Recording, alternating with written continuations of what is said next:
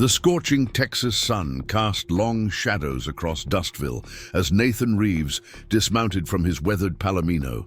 His eyes, the color of faded denim, narrowed beneath the brim of his dust-coated hat. The town looked like so many others he'd passed through, a desperate collection of wooden structures clinging to existence in a land that seemed determined to reclaim them.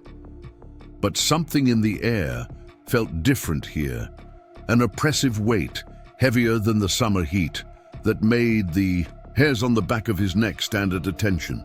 Before we jump back in, tell us where you're tuning in from, and if this story touches you, make sure you're subscribed, because tomorrow I've saved something extra special for you. It ain't the kind of place decent folk linger, muttered, an old-timer sitting outside the general store, tobacco juice staining his gray beard. Nathan didn't respond, just gave a slight nod as he tied his horse to the hitching post. The leather of his gun belt creaked as he straightened, his hand brushing the worn grip of his scarred Colt, a weapon that had seen more bloodshed than most men could stomach in 3 lifetimes. Inside the town's only saloon, the Gilded Rose, piano music played off-key beneath the din of drunken voices. Nathan paused at the entrance, allowing his eyes to adjust to the dimness. What marketed itself as the town's finest establishment was nothing more than misery dressed in cheap velvet. Nathan Reeves hadn't worn a Texas Rangers badge in 3 years, not since the Laredo incident that left 4 men dead and his faith in justice buried alongside them. He'd spent those years drifting, taking odd jobs as a bounty hunter when money ran low, drinking whiskey when the memories ran high. He wasn't looking for trouble in Dustville, just a meal, a bed, and anonymity. The barkeeper, a man with fingers like sausages and eyes that had witnessed too much sorrow to maintain any spark of life, slid a glass of amber liquid toward Nathan without being asked. "Passing through?" he inquired, the question as rehearsed, as breathing. "Aren't we all?" Nathan replied, his voice carrying the rough texture of a man who spoke only when necessary. That's when he saw her, a young woman no more than 20, with chestnut hair pulled back so tightly it seemed to stretch her pale skin. She moved between tables with practiced efficiency, but there was something in her posture, a rigid alertness that spoke of fear rather than caution. Her eyes never rested in one place for long, and when a drunk patron grabbed her wrist, Nathan didn't miss how she flinched, as if expecting worse. The man who intervened wasn't the law. He emerged from a back room, dressed too finely for a town. Like Dustville, a gold watch chain stretched across his burgundy vest, and his mustache was waxed to sharp points. Victor Caldwell, though Nathan didn't know his name yet, moved with the confidence of a man who owned more than just property in these parts. "Emily," Caldwell called, his voice silk over steel. "You're needed upstairs." The girl's face emptied of what little color it held.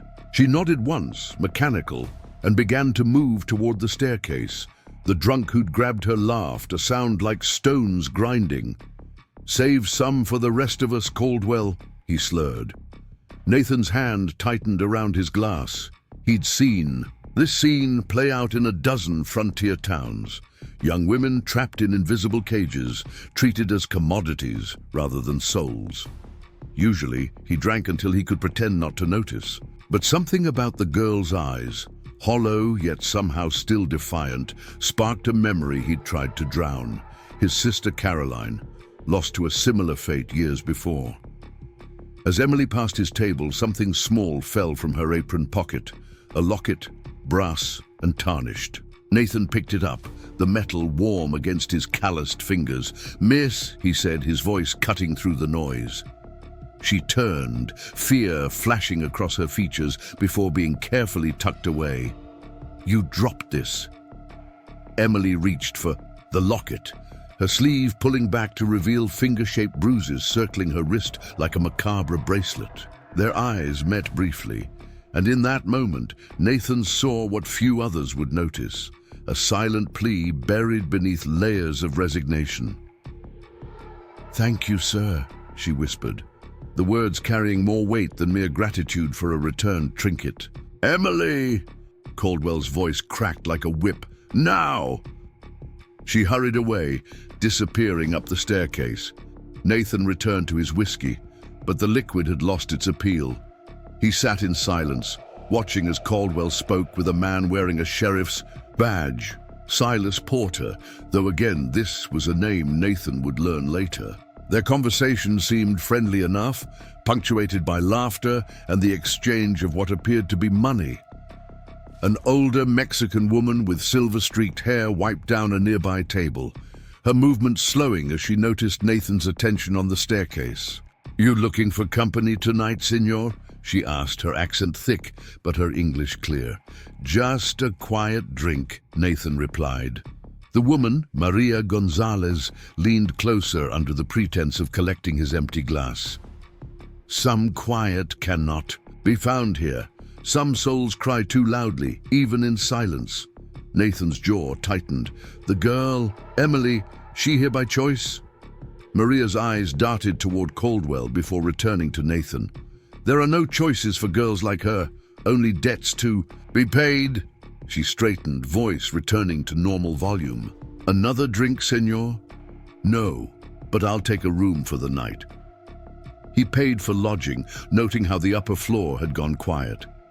As night deepened, Nathan sat by his window, watching the comings and goings below. Sheriff Porter left shortly, after midnight, swaying slightly, his badge catching the moonlight as he stumbled toward his office. Caldwell departed an hour later in a polished carriage, two armed men riding alongside. The sounds that came through the thin walls told stories Nathan didn't want to hear, muffled crying, harsh words, the distinctive noise of flesh striking. Flesh. By dawn, he had made a decision that would alter the course of multiple lives, including his own. Morning brought a different kind of activity to the Gilded Rose. Deliveries arrived, women emerged from rooms to wash and eat before the day's business began again. Nathan observed it all while nursing a coffee in the nearly empty main room.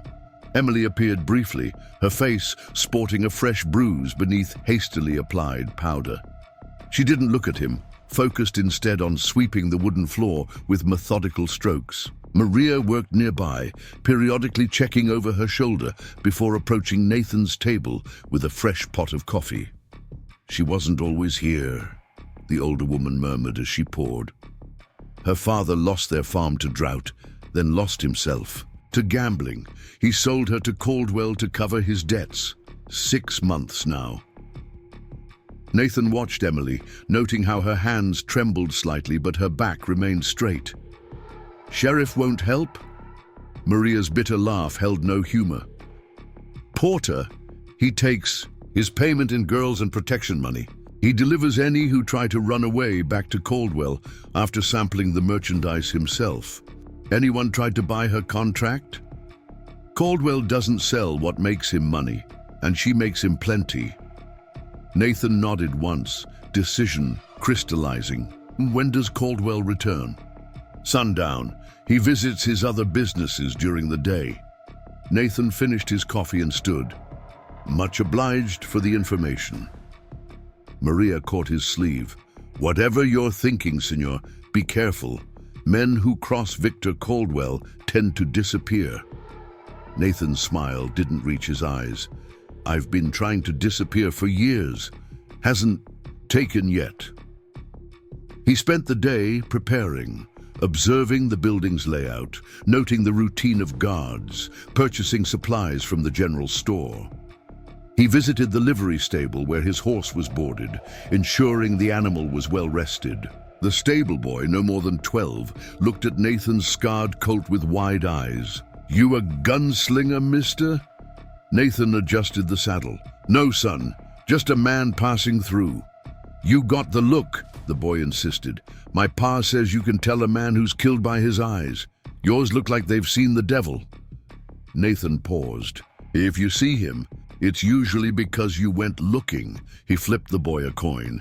"Take good care of my horse. I'll need him ready tonight." As dusk approached, Nathan returned to the Gilded Rose. The saloon was filling up, miners and cowhands looking to spend their wages on whiskey and women. Emily moved between tables, serving drinks with mechanical efficiency. Occasionally, a hand would reach for her, and she would sidestep with practiced ease, her expression never changing. Nathan claimed a corner table, nursing a single drink for show. His attention focused on the main entrance, waiting. Shortly after sunset, Victor Caldwell arrived, flanked by the same two armed men. He surveyed his domain with the satisfaction of a man counting profits rather than souls. The moment Caldwell spotted Nathan watching him, something shifted in the saloon's atmosphere. The brothel owner approached, his smile not reaching the cold calculation in his eyes. "You're new to these parts," Caldwell said, taking a seat without invitation. Nathan didn't respond immediately, measuring the man before him. Preparing and narrating this story took us a lot of time, so if you are enjoying it, subscribe to our channel. It means a lot to us. Now back to the story. Just passing through. Most men who pass through my establishment are looking for something: whiskey, cards, or warmer comforts. Caldwell's gaze flicked to Emily across the room. "You've been watching my merchandise rather intently, just admiring the view." Nathan kept his voice neutral. Caldwell leaned forward, dropping all pretense of hospitality. "Let me be clear, stranger. Everything in this establishment has a price, but not everything is for sale. The girls work for me until I say otherwise. If you're interested in sampling what's on offer, that can be arranged. If you're looking to make a purchase." His hand moved to rest near the derringer hidden in his vest. "We might have a problem." Nathan met his stare, decades of facing down threats keeping his expression unreadable. "No problem here, just looking to enjoy my evening." Caldwell studied him a moment longer, then stood. "See that you do. Maria will help you find suitable entertainment if you're interested." As Caldwell walked away, Nathan caught Emily watching their exchange, her expression a mixture of curiosity and dread. Later, when she passed his table, he spoke just loudly, enough for her to hear. "When the piano player takes his break, I need to speak with you." Her steps faltered almost imperceptibly, but she gave no indication she had heard him as she continued serving drinks. An hour passed before the tired piano player stood, stretching his back before heading to the bar for liquid relief. Emily moved toward the empty stage, presumably to clean abandoned glasses, when Nathan approached. "Do you want to leave this place?" he asked without preamble, positioning himself to block others' view of their conversation. Emily's eyes widened, darting to Caldwell across the room. "That's not possible." "It is. Tonight. But only if you choose it." "You don't understand," she whispered urgently. "He'll find me. He always does. The last girl who ran—" She stopped, swallowing hard. "I'm not just anyone," Nathan said. "I know how men like Caldwell operate. Why would you help me? What do you want in return?" Suspicion narrowed her eyes. The question was fair. In her experience, no man offered help without expecting payment of some kind. "Nothing," Nathan said. "Some debts can't be paid with money or flesh. This is about settling a different kind of account." Before Emily could respond, Maria appeared. Beside them, her face tight with warning. "Caldwell is watching. He doesn't like his girls talking to customers without his permission." Nathan nodded, stepping back. "Think about it. When the clock strikes midnight, there'll be a distraction. Back door will be open. Your choice." He returned to his table, feeling Caldwell's gaze burning into him. The next few hours stretched endlessly as Nathan observed the saloon's operation, marking which men were too drunk to be a threat and which were sober enough to cause problems. Sheriff Porter arrived around 11, already half drunk and immediately demanding one of the newer girls. As midnight approached, Nathan slipped outside under the pretense of smoking. The alley behind the Gilded Rose was dark, perfect for his purposes. He positioned a small bundle beneath a wagon loaded with liquor barrels, struck a match, and retreated to the shadows. The explosion wasn't large, just enough to ignite the alcohol and create chaos. Flames leapt from the wagon and shouts erupted from inside the saloon. Men poured out the front doors as Caldwell bellowed orders to form a bucket line. In the confusion, Nathan moved to the back entrance, knife in hand. The lock gave way easily. Inside, women scrambled in panic, gathering meager possessions. Maria was directing them toward the staircase, away from the fire. She saw Nathan and gave an almost imperceptible nod toward a storage room down the hall. Emily stood there, frozen in indecision, clutching her locket. When she saw Nathan, fear and hope waged war across her features. "Now or never," he said, extending his hand. A crash from the main room made the decision for her. She grabbed his offered hand, and they slipped into the night as Dustville fought the growing blaze. They didn't speak as Nathan led her through. Back alleys to the livery stable. The sleepy stable boy jerked awake as they entered. "Mister, the saloon's on fire." "So I heard," Nathan replied calmly, tossing the boy another coin. "My horse ready." Minutes later, they were riding hard away from Dustville, Emily clinging to Nathan's waist as the palomino ate up the miles between them and the town. Only when the glow of the fire had faded to nothing on the horizon did Nathan slow their pace. "He'll come after us," Emily said, her voice barely audible over the horse's labored breathing. "Caldwell doesn't let anyone take what he considers his property." Nathan's response was simple: "Let him come." They rode through the night, stopping only when the horse needed rest. At a small creek just before dawn, Emily finally asked the question that had been burning inside her since they fled. "Why did you help me? Who are you?" Nathan splashed water on his face, the cool liquid washing away trail dust, but not the weight of his past. "Name's Nathan Reeves. Used to wear a Texas Rangers badge." "Used to?" "Some badges get too heavy to carry." He straightened, looking at her directly. "As for why, let's just say I couldn't stand by this time." "This time," Emily repeated, understanding dawning in her eyes. "You lost someone." Nathan's jaw tightened. "My sister. Different town, different man, same story. I was too late then." He turned away, checking the horse's saddle. "We should keep moving. Caldwell will have men on our trail by now." Emily hesitated, then placed her hand lightly on his arm. "Thank you, Mr. Reeves." For the first time since entering Dustville, Nathan felt something other than the numbness that had been his constant companion for years. It wasn't quite peace, but perhaps the first step toward redemption. As they mounted up again, neither noticed the dust cloud forming on the horizon behind them, the first sign of pursuit and the beginning of a journey that would test them both in ways they couldn't imagine. The morning sun crept over the eastern hills, painting the landscape in hues of amber and gold. Nathan guided his tired horse through the rugged terrain, choosing paths that would hide their tracks. Emily sat behind him, her body tense with exhaustion and fear. They hadn't spoken much since leaving the creek, each lost in their own thoughts, as mile after mile disappeared beneath the palomino's hooves.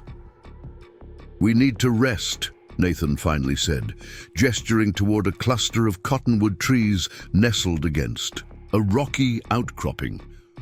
"Horse won't make it much further without water and rest."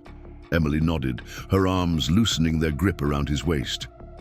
The sudden absence of her warmth against his back left Nathan oddly bereft as he dismounted and helped her down. Her legs buckled slightly, unaccustomed to long hours of riding. "You all right?" he asked, steadying her with a hand on her elbow.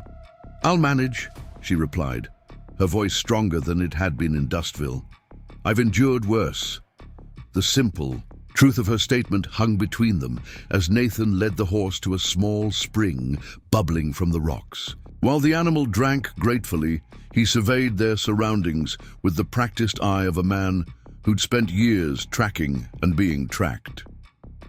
"We've got maybe 3 hours before they pick up our trail again," he said, removing his saddlebags. Caldwell's not the type to let a slight go unanswered.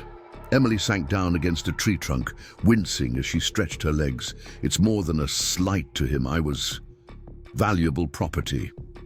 She spoke the words with such detachment that Nathan paused in his preparations to study her. Without the dim lighting of the brothel and the powder she'd been forced to wear, Emily's face revealed a quiet strength beneath the fading bruises. Her eyes, a clear hazel, met his without flinching. "How much did he pay for you?" Nathan asked, the question blunt but necessary. $500, she answered without hesitation. "My father's gambling debts, plus interest. Caldwell made sure I knew exactly what I was worth." Nathan nodded, processing this information as he pulled dried beef and hardtack from his saddlebags. He offered her a portion, which she accepted with hands that only trembled slightly. "Caldwell will have sent riders in all directions," he explained, chewing the tough meat. "But his main force will follow our most likely path. He'll assume we're heading for Clearwater Springs. It's the nearest town with a proper marshal's office." "Are we heading for Clearwater Springs?" Emily asked, breaking the hardtack into smaller pieces. "No." Nathan took a swig from his canteen. "That's exactly what he'd expect. We're taking Serpent's Pass into the high country." Emily's eyes widened. "That pass is dangerous even in good weather. There've been landslides, which is why Caldwell's men won't follow us that way," Nathan interrupted. "They'll take the long route around, giving us time to reach Judge Howard Blackwood in Summit Creek." "A judge? What good will a judge do when I'm legally Caldwell's property? He has papers." "Papers can lie," Nathan said flatly. "Blackwood's an honest man. He'll listen to your story. If your father sold you to cover gambling debts, that's human trafficking, not a legitimate contract. Even in these parts, that carries serious consequences." Hope flickered across Emily's face before caution smothered it. "You really think a judge will take my word over Victor Caldwell's? He has connections, money." "Blackwood isn't like other judges. He and I..." Nathan trailed off, memories surfacing. "We have history. He'll hear us out." Emily studied him, clearly weighing his words against years of learned distrust. Finally, she nodded. "How do you know Caldwell won't just send men through the pass? Anyway?" A grim smile crossed Nathan's weathered face. "Because Serpent's Pass has a reputation.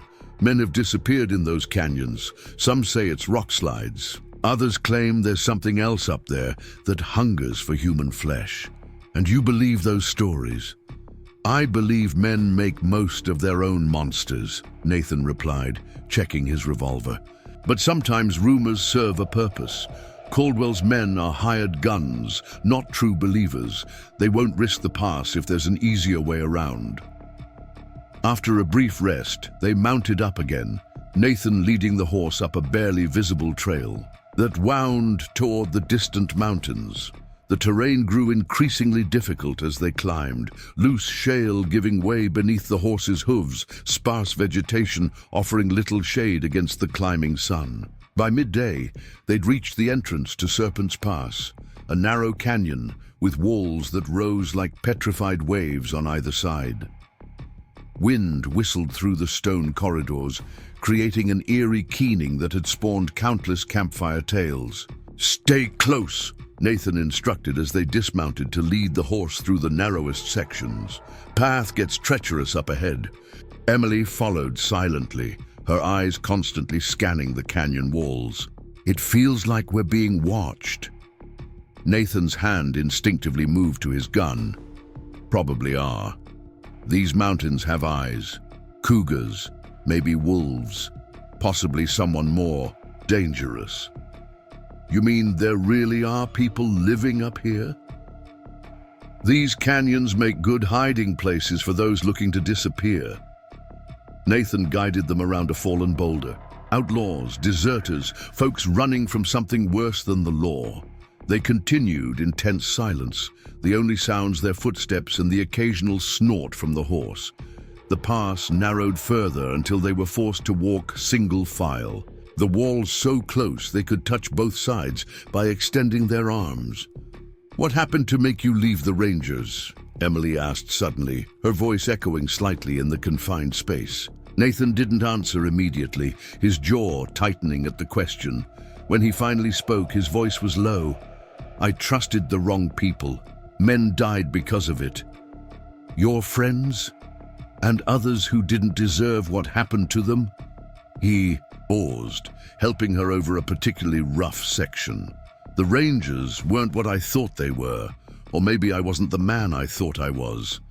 Either way, the badge started to feel like it was burning my chest every time I pinned it on." Emily nodded, understanding more than he might have expected. "My father was like that. Everyone in town thought he was an upstanding citizen, deacon in the church, always ready with a helping hand. Behind closed doors, he was someone else entirely." The comparison wasn't lost on Nathan. "Difference is, I walked away from the badge. Your father sold you to hide his sins." "Maybe walking away was the braver choice," Emily said softly. "It's harder to start over than to keep pretending." Before Nathan could respond, a sound echoed from further up the canyon, the distinctive clatter of dislodged stones. He froze, signaling Emily to remain still. The horse's ears pricked forward, sensing danger. "Someone's ahead of us," he whispered, drawing his revolver. "Stay with the horse. If shooting starts, head back the way we came." "I'm not leaving you," Emily protested, her hand gripping his sleeve. "This isn't up for debate." His tone brooked. "No argument. You run into trouble, fire 3 shots in the air. I'll find you." Nathan moved forward cautiously, using the canyon walls for cover as he approached the source of the sound. Rounding a bend in the pass, he found himself facing a crude barrier of fallen logs and stones, a deliberately constructed roadblock. Before he could retreat, a voice called out from above. "That's far enough, stranger. State your business or start saying your prayers." Nathan looked up to see a rifle barrel pointed at his chest from a ledge 20 feet above. The man holding it was gaunt, with a wild beard and clothes patched so many times they resembled a crazy quilt. "Just passing through," Nathan replied calmly, keeping his revolver visible but pointed downward. "Not looking for trouble." "Nobody just passes through Serpent's Pass," the man retorted, "especially not former Rangers." Nathan's eyes narrowed.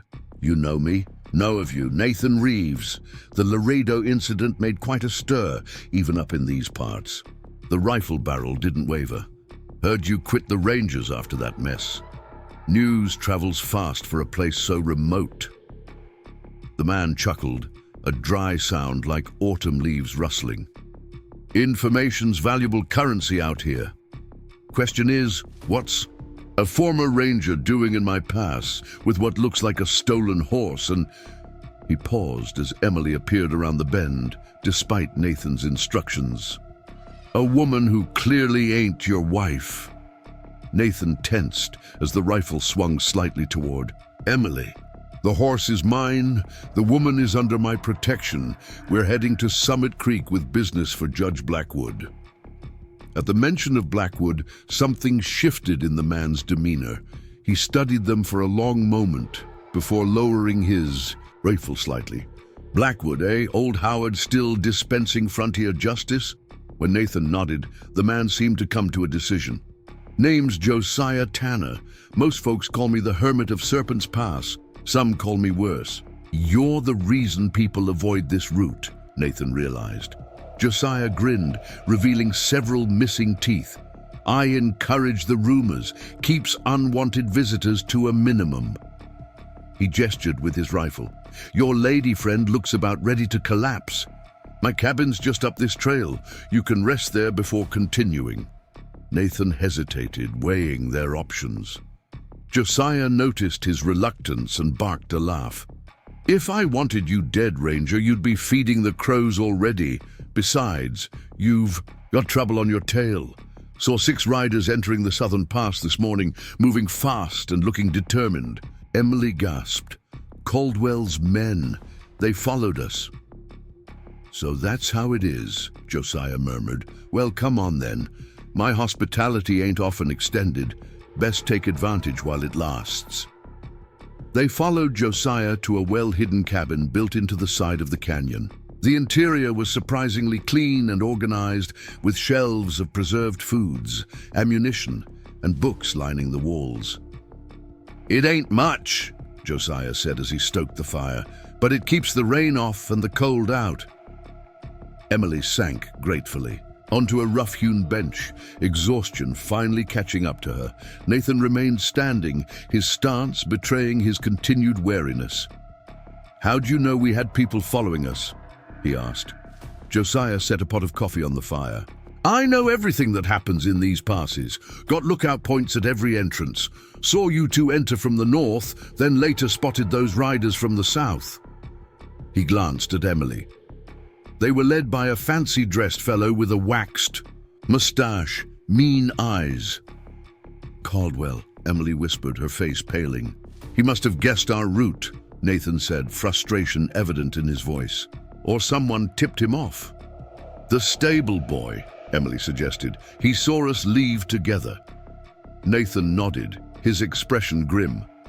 Caldwell probably paid well for that information. Your problem now, Josiah observed, pouring 3 cups of coffee. Is that you're trapped? They're coming up from the south and there's a rock slide blocking the eastern fork. Unless you sprout wings, you'll have to face them. Or set a trap of our own, Nathan said thoughtfully. Josiah's eyes lit with interest. Now you're talking my language, Ranger. Been a while since I had any real excitement up here. As they discussed strategy, Emily's hands worried at her locket.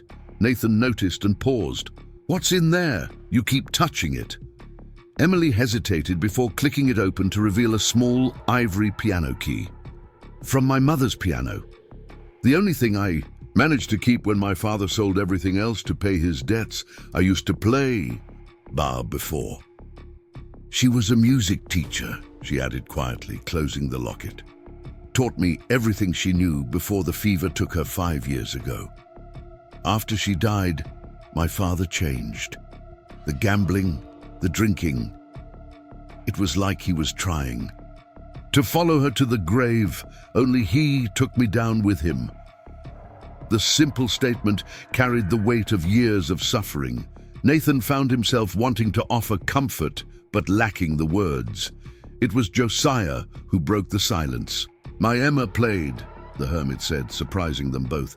Prettiest sound you ever heard, before the war, before the fever took her and our little ones. He cleared his throat. Sometimes I think I can still hear her playing on quiet nights. Emily's eyes filled with tears as she recognized the shared grief. You never went back after losing them? There wasn't anything to go back to, Josiah replied simply.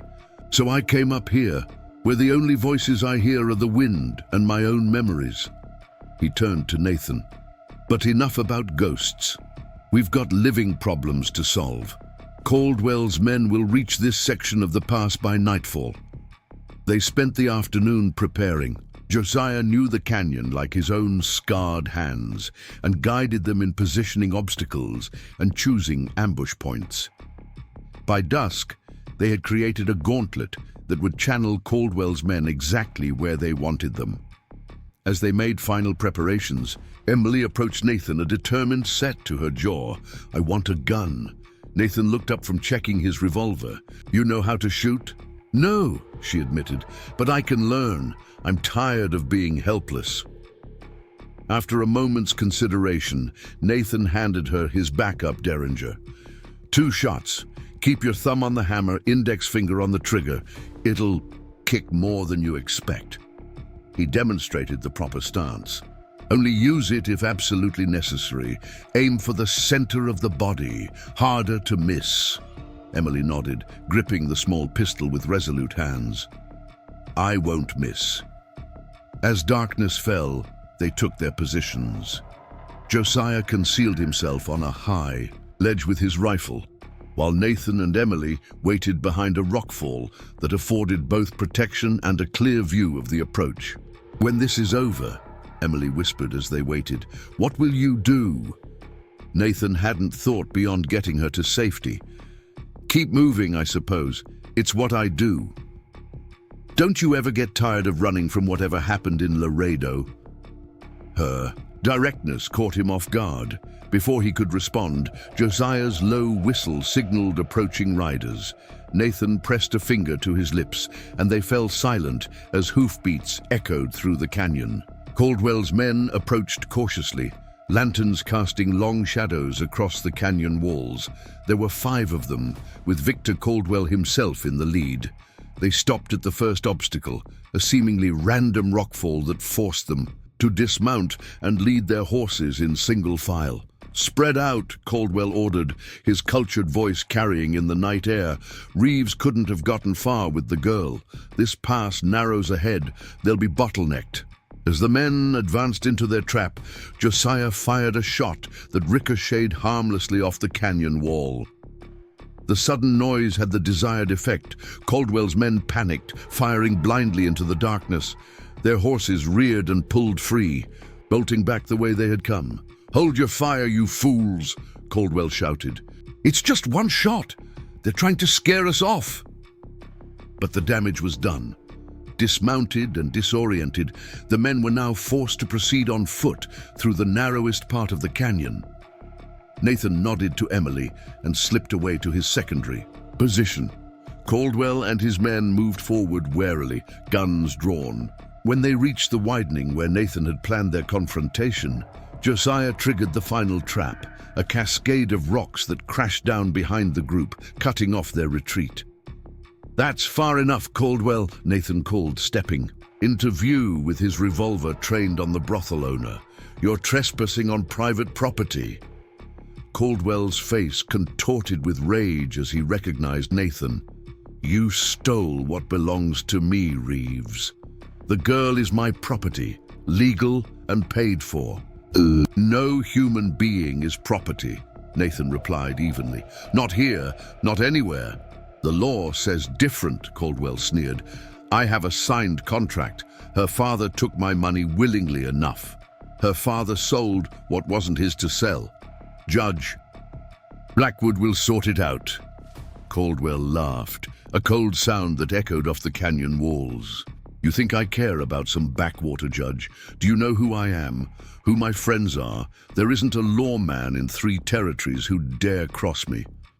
"I'm not a lawman anymore," Nathan reminded him. "And you're outnumbered." "Am I?" Caldwell's smile was predatory. "I count 3 of you, assuming the girl can even hold a gun. I have 4 men, all experienced killers." "Look around you, Caldwell," Nathan said. "You're in a box canyon, with no way out except through me. Your horses are gone, night's falling, and temperatures up here drop fast. Even if you somehow get past us, you'll never make it back to Dustville on foot." Uncertainty flickered across Caldwell's face for the first time. One of his men, a burly fellow with a scar across his cheek, shifted nervously. "Boss, maybe we should reconsider. The girl ain't worth freezing to death up here." "Shut up!" Caldwell hissed. "She's not just any girl. She knows things that could ruin me if she talks." This revelation caught Nathan by surprise. He glanced toward where Emily was hidden, wondering what secrets she might hold that made her worth such pursuit. Caldwell noticed his distraction and seized the opportunity. He fired rapidly, forcing Nathan to dive for cover as bullets chipped stone inches from his head. The canyon erupted in gunfire as Josiah returned fire from his elevated position, dropping one of Caldwell's men with a clean shot through the shoulder. Nathan rolled behind a boulder, returning fire methodically. Another of Caldwell's men fell, clutching his leg and screaming. The remaining 2 split up, trying to flank Nathan's position. From her hiding place, Emily watched in terror as one of the men crept toward Nathan's blind spot. Without conscious thought, she raised the derringer, aimed as Nathan had taught her, and pulled the trigger. The report was deafening in the confined space. Her shot went wide, but the distraction was enough. The man spun toward her, and Nathan dropped him with a single bullet. Caldwell, realizing he was losing, made a desperate dash toward Emily's position, firing wildly. Nathan stepped into his path, his scarred Colt leveled at Caldwell's chest. "It's over, Caldwell. Drop it." Instead of surrendering, Caldwell lunged forward with a roar of fury. Nathan fired once, the bullet taking Caldwell in the shoulder and spinning him around. The brothel owner collapsed against the canyon wall, blood blooming across his fine vest. "You're dead, Reeves," Caldwell gasped, clutching his wound. "You don't know what you've done. The people I work for, they'll hunt you to the ends of the earth." Nathan approached cautiously, kicking Caldwell's dropped pistol away. "What's the girl know that's got you so scared?" Caldwell laughed through gritted teeth. "Why don't you ask her about the ledger? Ask her what she saw in my office the night before I bought her. Ask her about the names." Nathan turned to see Emily emerging from her hiding place, the derringer still clutched in her trembling hand. Her face had gone ashen. "Emily? What's he talking about?" She swallowed hard. "The night before my father sold me, I was cleaning Caldwell's office at the saloon, a job to help pay my father's debts. I found a ledger in his desk. It had names, important names, judges, sheriffs, even a state senator, amounts next to each, dates of shipments." "Shipments of what?" Nathan asked, though he was beginning to understand. "Girls," Emily whispered, "dozens of them, bought and sold across state lines, some as young as 14. Caldwell isn't just a brothel owner, he's part of something bigger, a network." Josiah had joined them, his rifle trained on the remaining hired gun, who had wisely decided to surrender. "Human trafficking," the hermit spat. "Lowest form of vermin." Caldwell's face twisted with malice. "You have no idea how far this reaches, how many powerful men are involved. The girl is valuable because she can identify the ledger, prove it's real. That's why I had to have her. That's why they'll never let her live to testify." Nathan processed this information, understanding now why Caldwell had pursued them so relentlessly. This wasn't just about a runaway girl. It was about protecting a criminal enterprise that reached into the highest levels of frontier society. "Where's the ledger now?" he asked Emily. "Still in his office, hidden in a false bottom of his desk. Drawer. I only saw it the once, but I remember the names, every single one." Caldwell lunged suddenly, reaching for a hidden knife in his boot. Nathan reacted instantly, his revolver barking once more. This time, Caldwell fell back and didn't move again, his eyes staring sightlessly at the canyon stars now appearing overhead. In the silence that followed, Emily's composure finally broke. She sank to her knees, the derringer slipping from her fingers as sobs racked her body. Nathan knelt beside her, awkwardly placing a hand on her shoulder. "It's over," he said softly. "He can't hurt you anymore." She shook her head, tears streaming down her face. "It's not over. You heard him. There are others, powerful men. They'll never stop looking for me." "Then we'll make sure they find something else to worry about," Nathan said, determination hardening his voice. "That ledger is evidence. With your testimony and Judge Blackwood's support, we can bring them all down." Emily looked up at him, hope warring with fear in her eyes. "You'd do that? Go up against all of them?" Nathan thought of his sister, of his failed attempts to find justice for her, of the badge he'd once worn with pride, and the oath he'd taken to protect the innocent. Perhaps this was why he'd been unable to simply pass through Dustville. Why he'd noticed Emily when he'd trained himself to look away from others' suffering for so long. "Some ghosts don't rest until justice is done," he said finally. "Maybe it's time I stopped running from mine." Josiah approached, wiping blood from a graze on his arm. "Sun'll be up in a few hours. We should secure these prisoners and get some rest. The journey to Summit Creek is another day's hard ride. As they bound the wounded men and made camp for what remained of the night, Nathan found himself watching Emily as she finally succumbed to exhaustion, curled beneath his coat by the small fire. The locket containing the piano key rested in her open palm like a talisman. "She's stronger than she looks," Josiah commented, following Nathan's gaze. "Had to be, to survive what she did." Nathan nodded. "Strong enough to face what's coming. Are any of us?" The hermit shrugged. "But sometimes strength isn't about being ready. It's about standing up anyway, even when your knees are shaking." As dawn broke over Serpent's Pass, painting the canyon walls in shades of amber and rose, Nathan found himself making plans that extended beyond the next town or the next bottle. For the first time in years, he felt the stirring of purpose, not just to escort Emily to safety, but to see this through to the end, wherever that might lead. The path ahead would be dangerous. Caldwell's death would alert his network, and powerful men would move to protect themselves. But as Nathan watched Emily sleeping peacefully for perhaps the first time in months, he knew with certainty that some battles were worth fighting, even against impossible odds. When she woke, they would continue their journey to Summit Creek and Judge Blackwood. They would retrieve the ledger and bring evidence of corruption to light. And maybe, just maybe, both of them might find redemption in the process. Emily from her captivity, and Nathan from the ghosts that had driven him to wander. For now, though, he kept watch as the new day broke over the mountains, his scarred Colt close at hand, and resolve settling into his bones like an old friend returning after a long absence. The morning dawned crisp and clear as Nathan, Emily, and Josiah prepared to leave Serpent's Pass. The two surviving members of Caldwell's gang had been secured on borrowed horses, animals Josiah had collected over the years from those who hadn't survived the treacherous canyon.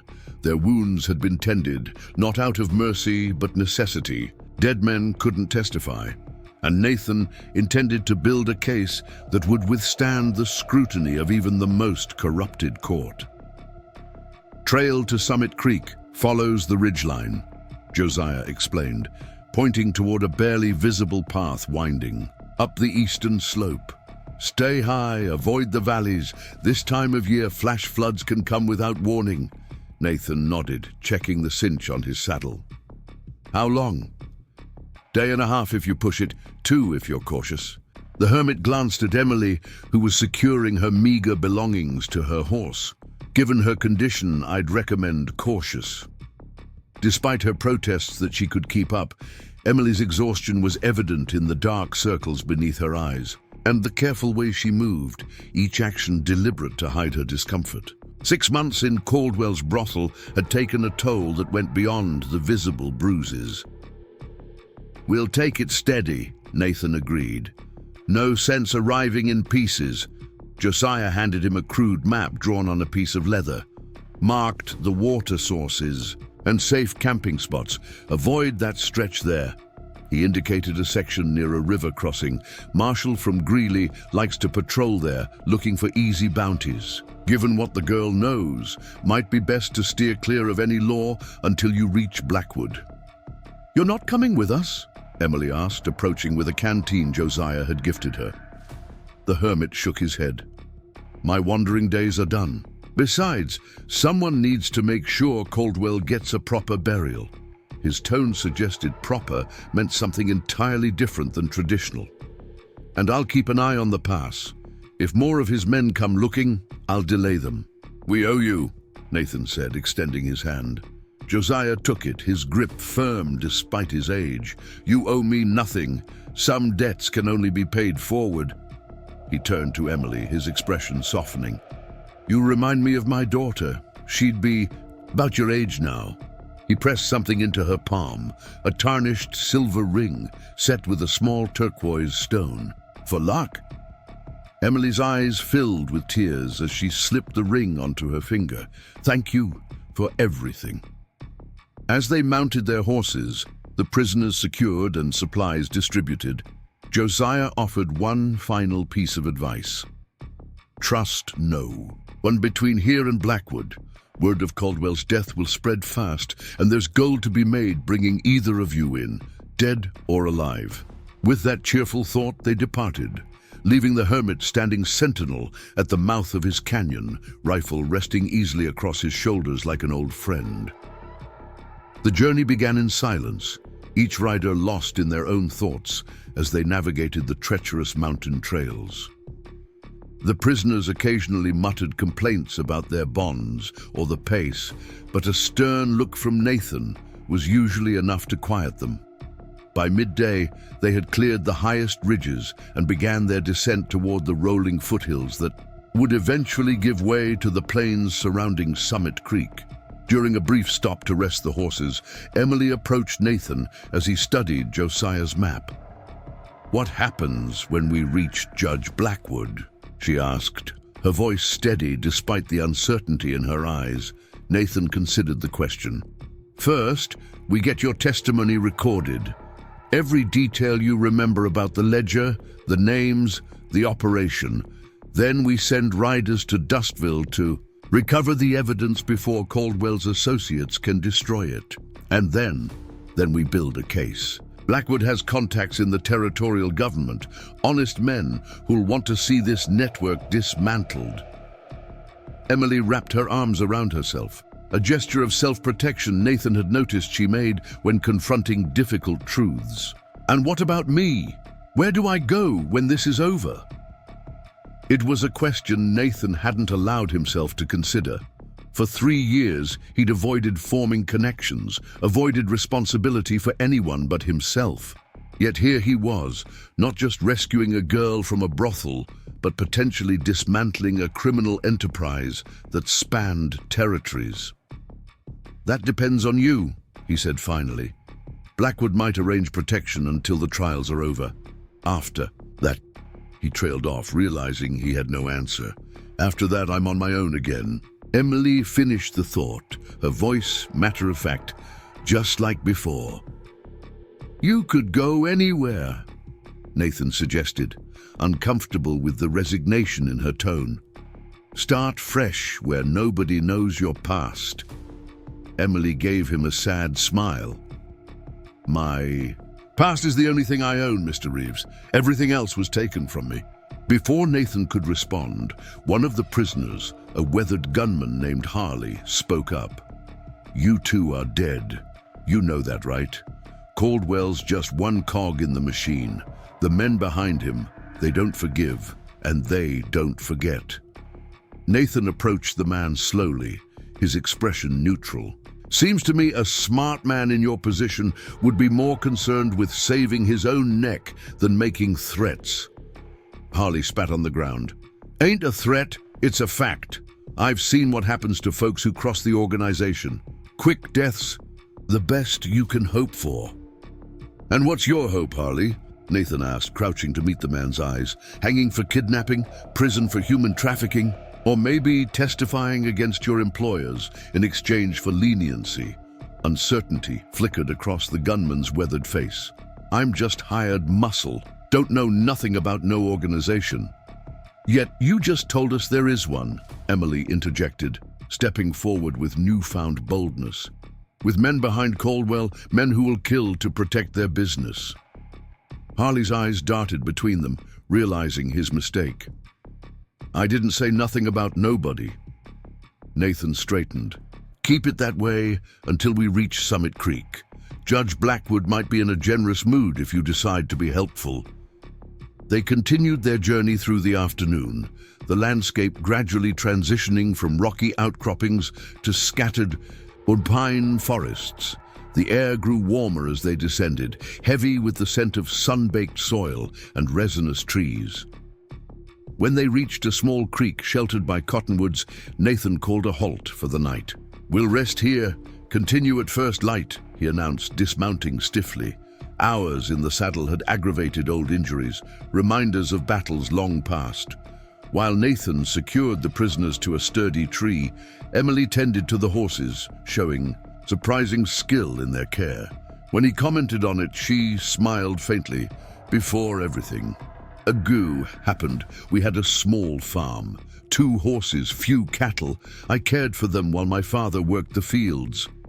Her expression clouded. After Mother died, the farm began failing.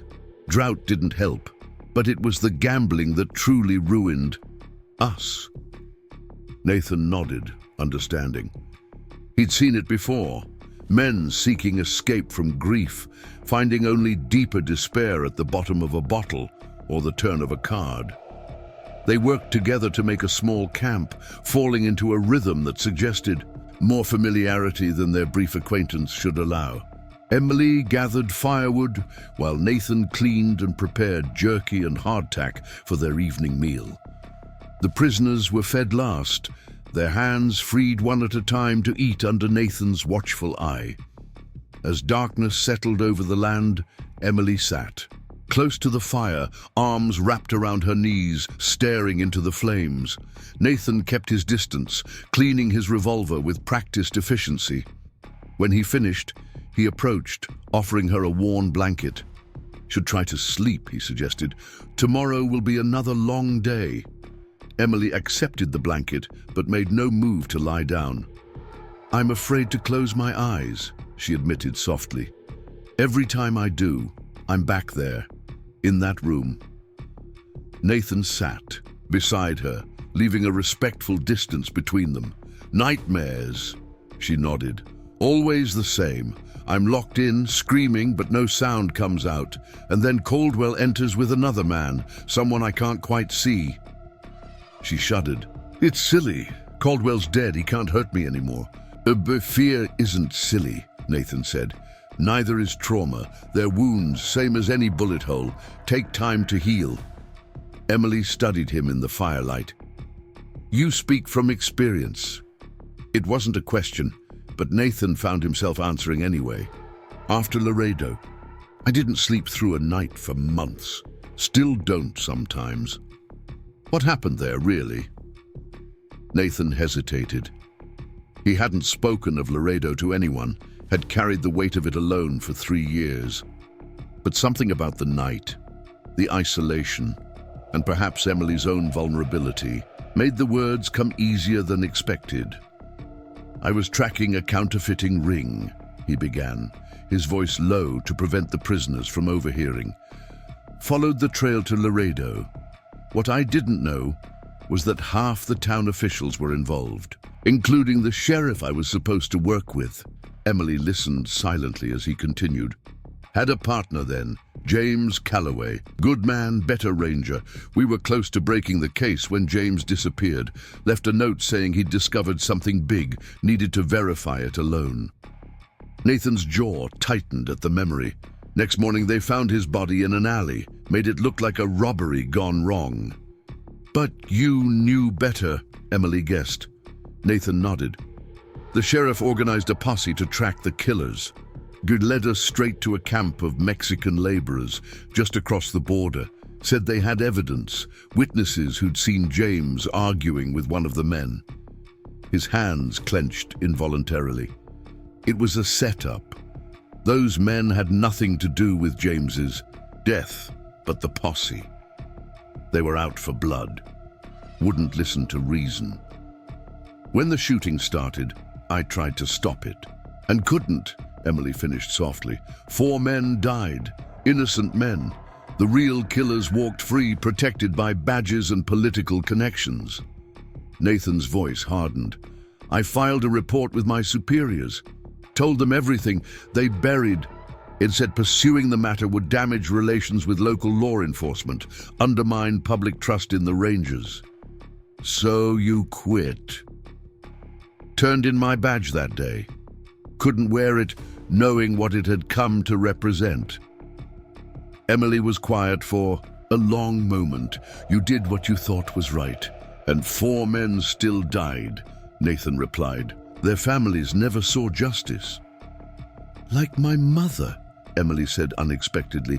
"She died because the doctor was too drunk to treat her fever properly. But he was the only doctor for 50 miles. and my father's friend besides. No one held him accountable. The parallel wasn't lost on Nathan. Both of them had witnessed justice fail those who needed it most. "Is that why you helped me?" Emily asked. "To balance some cosmic scale?" Nathan considered the question. "Maybe at first, but now? Now it's about doing what's right because it's right. Not for redemption, not for balance. Just because someone needs to stand against men like Caldwell and whatever organization he worked for." Emily's hand found his in the darkness, her touch tentative but determined. "Then I'm glad it's you." The moment hung between them, fragile and significant. Nathan gently disentangled his hand, not ready to acknowledge whatever was growing between them. "You should sleep," he said, more gruffly than intended. "I'll take first watch." If Emily was hurt by his withdrawal, she didn't show it. She simply nodded and moved to her bedroll, wrapping the blanket tightly around herself. Within minutes, her breathing had deepened into sleep. Nathan watched over the camp, his mind replaying their conversation. He'd revealed more to Emily in one night than he had to anyone in years. The admission should have left him feeling exposed, vulnerable. Instead, he felt oddly unburdened, as if sharing the weight had somehow made it lighter. Near midnight, a noise from the prisoners drew his attention. Harley was awake, watching him with calculating eyes. "You really think you can protect her?" the man asked, voice barely above a whisper. "Girl like that, seen what she's seen, knows what she knows. She's marked." "Go to sleep, Harley," Nathan warned, "or I'll help you along." The gunman chuckled. "Just offering friendly advice. There's still time to walk away. Leave her with the judge, ride off. You're not in their books yet." "And if I don't?" "Then you better hope you never sleep again." Harley settled back against the tree. "'Cause they'll find you. Might take a month, might take years, but they always collect what they're owed." The words hung in the air like smoke, dissipating slowly into the night. Nathan maintained his vigil, hand resting on his revolver, eyes scanning the darkness beyond their small circle of light. The threat wasn't empty, he knew that. But he'd made his choice the moment he kicked open that door at the Gilded Rose. Dawn arrived misty and cool, the sun struggling to penetrate a layer of clouds that had settled over the hills during the night. Emily woke, looking more rested than Nathan had seen her. The lines of tension around her eyes slightly softened. "You didn't wake me for my watch," she observed as she rolled her blanket. "Wasn't tired," Nathan lied, the shadows under his eyes. Betraying his sleepless night, they broke camp efficiently, sharing a simple breakfast of jerky and the last of Josiah's coffee. The prisoners were given water and hardtack before being secured on their mounts once more. As they prepared to depart, Emily approached Nathan with unexpected determination. "Teach me to shoot," she said. "Properly, not just how to point and pull a trigger." Nathan paused in checking his saddlebags. "Any particular reason?" "Last night you said trauma is a wound that needs healing," she replied. "But some wounds don't heal if you just wait. Sometimes you need to strengthen what's broken." She straightened her shoulders. "I'm tired of being a victim, Mr. Reeves. I want to be able to defend myself." The request was reasonable, even prudent given their circumstances. Yet Nathan hesitated, remembering how the weight of a gun had changed him over the years, how the responsibility of carrying death at your fingertips altered something fundamental in a person. "It's not just about pulling a trigger," he said finally, "taking a life, even in self-defense. It stays with you." "So does victimhood," Emily countered. "I'm not asking to become a gunslinger. I'm asking for the chance to choose my own fate next time someone tries to claim me." Put that way, Nathan couldn't refuse. "We'll start today, basics first. When we make camp tonight, if there's time." Emily's smile transformed her face, reminding Nathan that beneath the trauma and determination was a young woman who had once led a normal life, who might have had suitors and dreams and simple pleasures before circumstance intervened. They traveled steadily through the morning, following Josiah's map along ridge trails that offered clear views of the surrounding countryside. By midday, they had descended into gentler terrain, rolling grasslands interspersed with copses of aspen and pine. The openness made Nathan uneasy. They were more visible here, exposed to anyone who might be looking for them. "We're being followed," Emily said suddenly, breaking a long silence.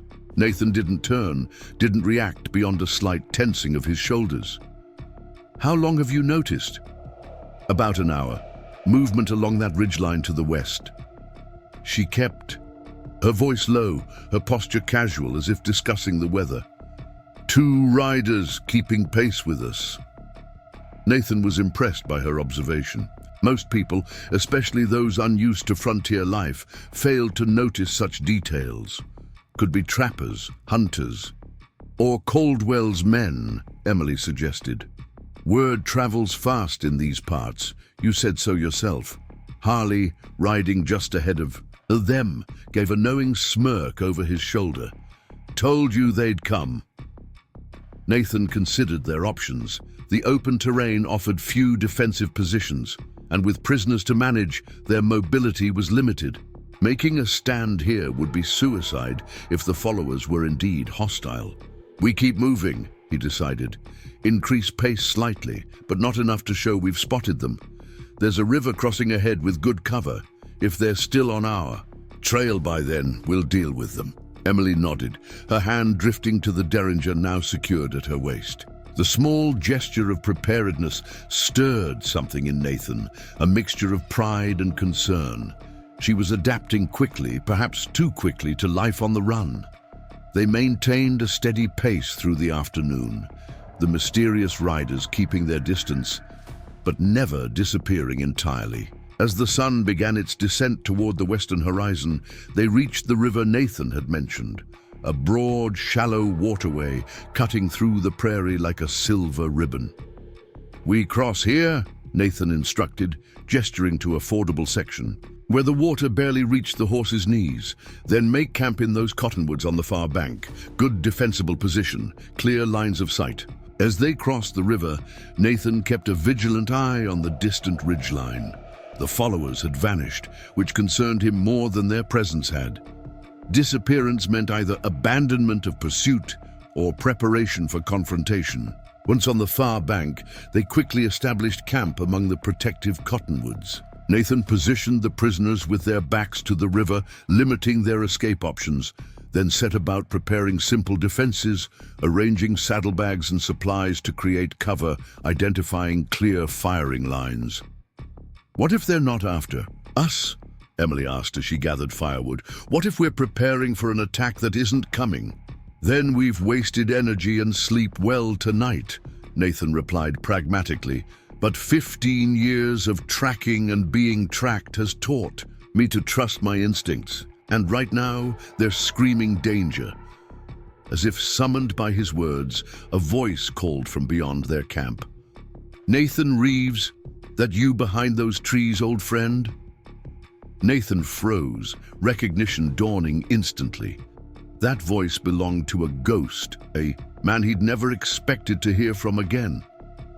"Charlie Thompson," he murmured, more to himself than Emily. "Ranger out of Company B." "You know him?"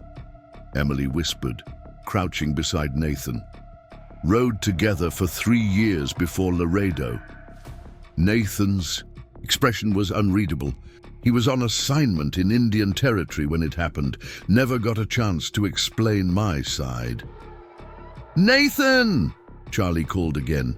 "No need for gunplay. Captain Reed sent me to find you." Nathan exchanged a look with Emily. "Captain Reed was my commanding officer. Good man, as lawmen go." "Could it be a trap?" she asked, eyeing the tree line where the voice originated. "Only one way to find out." Nathan stood slowly, keeping his hand near his holster. "That you, Charlie?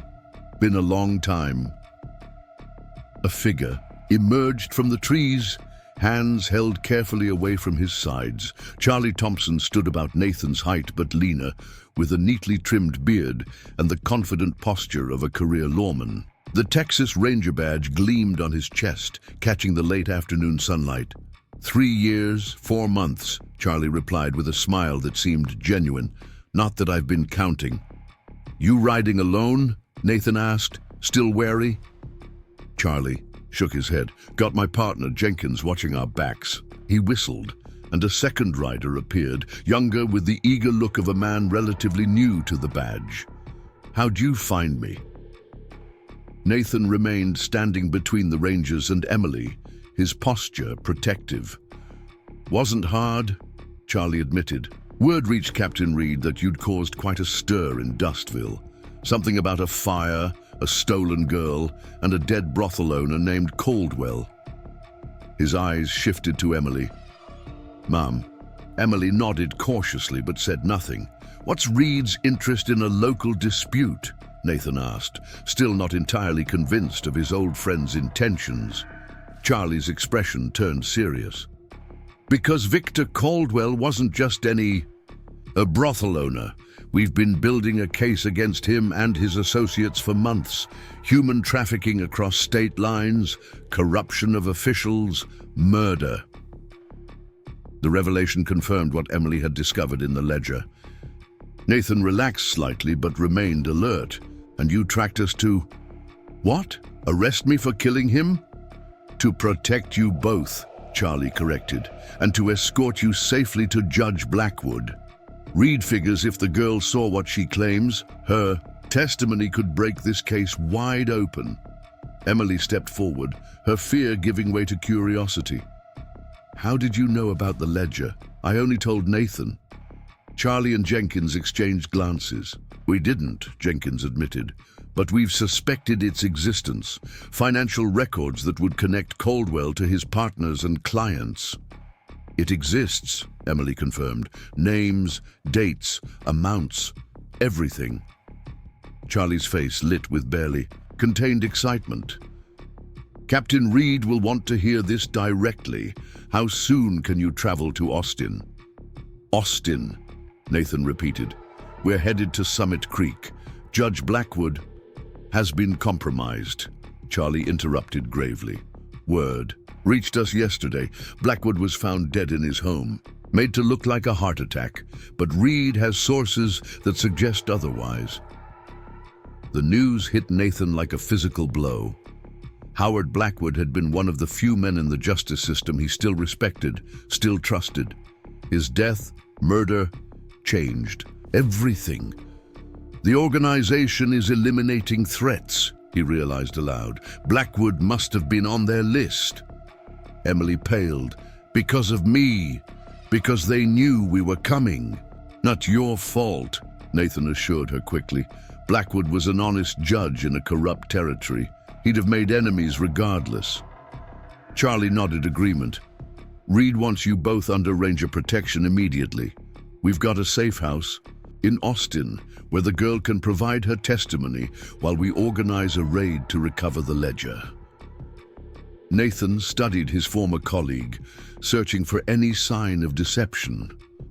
Charlie had always been straight as an arrow, but 3 years could change a man. The badge that once stood for justice had been tarnished in Nathan's eyes since Laredo. Why should I trust Reed? He asked bluntly. After Laredo, he buried my report. Let murderers walk free. Charlie's expression softened with understanding. He did what he could, Nathan. The corruption went higher than any of us realized then, but he never stopped working the case. He reached into his jacket and withdrew a folded document. This came through last month. Federal indictments against Sheriff Dawson and 3 Laredo officials. Based on evidence Reed's been gathering since you left. Nathan took the paper with disbelief, scanning the official language that confirmed Charlie's claim. The men responsible for James's death, for the massacre of innocent laborers, were finally facing justice. Reed couldn't tell you, Charlie continued. The investigation was too sensitive, had to be kept quiet, but he never forgot what happened to you, to James. The document in Nathan's hands represented vindication, a confirmation that his stand, 3 years ago, hadn't been in vain. Yet it also forced him to confront the bitterness he'd carried, the conviction that the entire system was beyond redemption. Emily watched the emotions play across his face, understanding the significance of the moment. "What do we do now?" she asked softly. Nathan looked from the indictment to Charlie, then to Emily.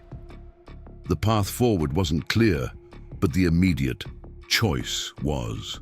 Judge Blackwood's death had eliminated their original plan. Austin and the Rangers offered protection and a chance to build a case against the entire trafficking network. "We leave at first light," he decided. "Travel together to Austin." Charlie nodded, relief evident in his posture. "Smart choice. Jenkins and I will take turns standing watch tonight. You look like you could use some actual sleep." As the Rangers set up their bedrolls at the perimeter of the camp, Nathan pulled Emily aside. "You don't have to go to Austin, if you want. To disappear, start fresh somewhere else, now's the time to say so." Emily studied him, surprise evident in her expression. "You'd let me go, after everything?" It's not about letting you do anything," Nathan clarified. "It's about choice. Something you've had precious little of lately. Testifying means publicity, danger, reliving everything Caldwell did. It also means stopping them from doing it to other girls," Emily replied without hesitation. "I made my choice the moment I took your hand in that brothel, Mr. Reeves." A small smile touched her lips. "Besides, I still haven't had my shooting lesson." The journey to Austin took 5 days of hard riding across terrain that shifted from rolling hills to flat, expansive plains. Charlie Thompson led their small band with the confidence of a man who knew every creek and canyon of the Texas wilderness, choosing paths that kept them away from settlements and main trails. Jenkins brought up the rear, his youthful vigilance, a counterpoint to Charlie's experienced calm. Between them rode Nathan and Emily, with the 2 prisoners, Harley and a silent man called Dobbs, secured and closely watched. For Emily, each day brought subtle changes. The constant movement in the saddle awakened muscles long unused, and though she ached each evening, she welcomed the pain as evidence of her growing strength. The sun darkened her once pale skin, and the wind whipped color into cheeks that had been powder white in Caldwell's brothel. Most significantly, the haunted look in her eyes began to recede, replaced by something steadier, more resolute. Nathan noticed these changes with quiet appreciation. During their nightly camps, he made good on his promise to teach her to shoot, starting with the basics: stance, grip, sight alignment. Emily proved an apt pupil, her concentration absolute as she absorbed each lesson. "You're a natural," he commented on the 4th evening, watching her consistently hit a row of cans they'd set up at 20 paces. Emily lowered the revolver, one of Charlie's spares, more suited to her hand than Nathan's heavier Colt. "My mother said I had a gift for learning quickly, said it would serve me well as a teacher someday." A shadow crossed her face. Funny how life turns. "Still could," Nathan said, surprising himself with the suggestion. "When this is over." "Teaching, I mean." Emily gave him a considering look.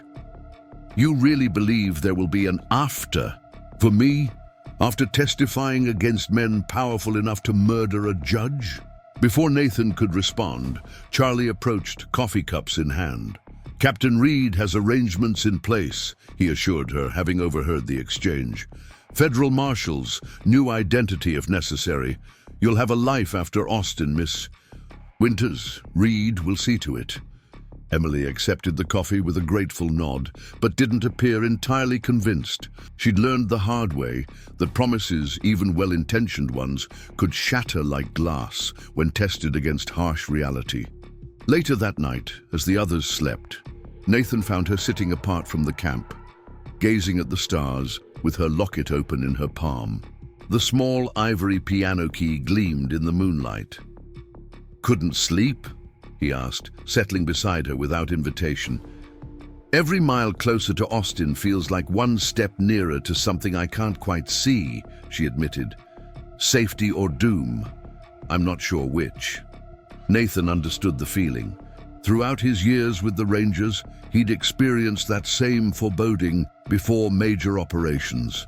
A sense of standing on the edge of consequences that couldn't be fully anticipated. What will you do? Emily asked suddenly. After Austin, go back to wandering. The question caught him off guard. In truth, he hadn't thought beyond delivering Emily safely to Captain Reed. For 3 years, his life had been an aimless drift from town to town, job to job, bottle to bottle. The past week had given him purpose again, however temporary. Haven't decided, he answered honestly. Emily's fingers closed around the piano key. I've been thinking about what comes after. If I survive testifying, if they don't find me. And she hesitated. I want to build something, not just exist, but live. Maybe find a small town that needs a music teacher. You'd be good at that, Nathan said, meaning it. What were you good at, Nathan? She asked, using his first name for the first time. Before Laredo broke something in you? The directness of her question might have offended him coming from someone else. From Emily, it felt like earned candor. Tracking, he replied after a moment. Reading sign, finding people who didn't want to be found. Had a reputation for it. Is that why Captain Reed sent Charlie to find you? Because he knew you could help expose this network? Nathan hadn't considered that angle. Maybe. Or maybe he's offering a chance at redemption. Do you want it? Redemption? The question hung between them, weighty with implication. Before he could formulate an answer, a low whistle from Jenkins signaled the changing of the watch. The moment of intimacy dissolved as Nathan rose to take his turn at guard duty. Get some sleep, he said, touching her shoulder briefly. Tomorrow we reach Austin. Austin in 1882 was a city caught between its frontier past and an emerging future of brick buildings and gaslit streets. The Texas capital dominated the skyline, its limestone walls still under construction, yet already imposing. Around it sprawled a growing metropolis that maintained its rough edges, despite attempts at eastern refinement. They entered the city at dusk, when shadows softened the harsher aspects of urban expansion. Charlie led them away from the main thoroughfares, following a circuitous route through back streets until they reached a modest 2-story house set back from the road. A high wall surrounded the property, and the windows were shuttered despite the summer heat. Reed's safe house, Charlie explained as they dismounted in the small courtyard. Used to belong to a judge before he retired to San Antonio. Now it's where we keep witnesses until they testify. A man appeared in the doorway, tall, broad-shouldered, with iron-gray hair and a neatly trimmed beard. Captain William Reed had aged since Nathan last saw him, lines deeper around his eyes, but his posture remained military straight, his gaze sharp as ever. Reeves, he acknowledged with a nod. Been a long time. Nathan returned the nod, tension evident in his shoulders. Their parting 3 years ago had been bitter, filled with accusations and disappointment on both sides. Reed's attention shifted to Emily. Miss Winters, I'm Captain William Reed, Texas Rangers Company B. Welcome to Austin. You're safe here. Emily dismounted carefully, her exhaustion evident in the stiffness of her movements. Thank you, Captain, though I've learned safe is a relative term. A hint of a smile touched Reed's weathered face. Wise perspective. Please, come inside. We have much to discuss, and these walls have fewer ears than most. The interior of the safe house was simply furnished but comfortable, a far cry from the opulence of Caldwell's establishment or the rugged functionality of Josiah's cabin. A middle-aged woman introduced as Mrs. Holbrook showed Emily to a private room where This is very sorry has to get effort self-righteous in the discipline in Wavens.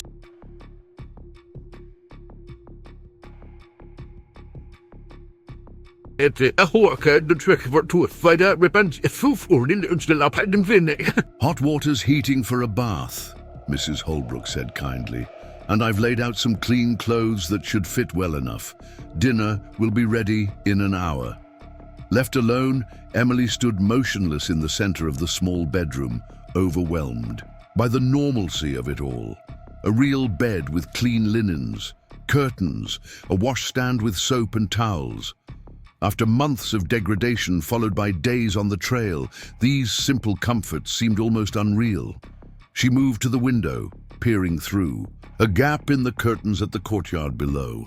Nathan stood with Captain Reed and Charlie deep in conversation. His posture was guarded, hands resting on his gun belt as if prepared for sudden conflict. Even here, surrounded by fellow rangers, he maintained the vigilance that had kept them both alive. Downstairs, that conversation had quickly turned to business. Reed led Nathan, Charlie, and Jenkins into a study lined with maps and wanted posters. On a large table lay documents, telegrams, and what appeared to be copied ledger pages. "You've been busy," Nathan observed, scanning the materials. "For years," Reed confirmed, pouring whiskey into glasses. What began as an investigation into corruption in Laredo expanded when we discovered connections to operations in other territories. Caldwell was mid-level at best, a node in a network that stretches from New Orleans to Santa Fe. "Human trafficking?" Nathan asked, accepting the offered drink. Reed nodded grimly.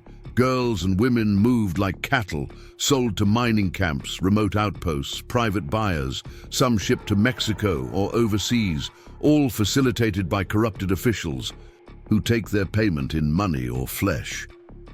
"And you believe Emily's testimony can help bring it down?" "I know it can." Reed spread several documents across the table. "These are copies of pages we've managed to acquire from similar operations in other territories. Financial records primarily, but they're incomplete, coded. If the girl really saw Caldwell's master ledger, if she can identify names, confirm connections, it could provide the evidence we need for federal intervention." Nathan studied the papers, recognizing patterns similar to criminal accounting he'd seen before. "She said the ledger is still in Dustville, hidden in Caldwell's desk." "I've already dispatched men to recover it," Reed assured him. "Discreetly, but even without the physical evidence, her testimony about its contents will be valuable." "Valuable enough to get her killed," Nathan pointed out. "Blackwood's murder proves how far they'll go to protect themselves." Reed's expression hardened. "Howard was a good man and a better judge. His death will not be in vain." He fixed Nathan with a steady gaze. "Which brings me to you, Reeves. I want you back with the Rangers, officially." The offer hung in the air, unexpected and loaded with history. Charlie and Jenkins exchanged glances but remained silent. "Why?" Nathan asked bluntly. 3 years ago you buried my report, let murderers walk free. I did what was necessary to continue the investigation without alerting those above," Reed replied evenly. "It wasn't just about Laredo. It never was. This conspiracy reaches into the governor's office, possibly beyond. One direct confrontation would have ended any chance of bringing down the entire network. So you sacrificed justice for those men who died at the border." "I delayed it," Reed corrected, "and now we're on the verge of delivering it tenfold. The indictments Charlie showed you are just the beginning." Nathan downed his whiskey, considering. "And my role in this grand plan? Protection detail for Miss Winters until the hearing. Then, if you're willing, I want you to lead the team that dismantles the western branch of their operation." Reed leaned forward. "You were my best tracker, Reeves. And more importantly, you're one of the few men I know who can't be bought." "Pretty words," Nathan said, unmoved. "But I notice the badge isn't on the table yet." Reed smiled faintly. "Because I know you well enough to understand that the badge isn't what matters to you. It never was. It was what it represented: justice, protection for those who can't protect themselves." He met Nathan's eyes directly. That's what I'm offering. Not redemption, not absolution. A chance to finish what you started in Laredo. Before Nathan could respond, a knock at the study door interrupted them. Mrs. Holbrook entered, her normally composed expression troubled. "Riders approaching, Captain. 6 men moving fast." Reed's reaction was immediate. "Jenkins, secure the rear. Charlie, upstairs with Miss Winters. Mrs. Holbrook, douse the lights." He turned to Nathan. "Coincidence or betrayal, we'll determine later. For now, we defend," Nathan finished, checking his revolver. Reed nodded, a grim smile touching his lips. "Like old times." They moved with practiced efficiency, securing entries and taking positions at strategic points throughout the house. Nathan headed upstairs, finding Charlie already ushering Emily into a hidden room behind a bookcase. "What's happening?" she asked, fear and determination warring in her expression.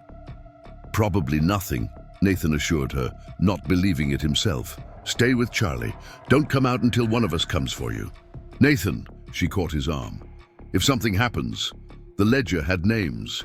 Judge Carlton in El Paso, Senator West from the state legislature, Sheriff Perkins in Galveston. She spoke rapidly, urgently. Mayor Collins in San Antonio, Dr. Hamilton in Houston. They were all listed with payments, dates. Nathan nodded, committing the names to memory. "Good girl, now go." As Charlie secured the hidden room, Nathan took position at a window overlooking the street. The riders had stopped outside the gate, their features indistinct in the gathering darkness. One man dismounted, approaching the wall with the confident stride of someone with authority. "Captain Reed," the man called. "This is Marshal Dawson.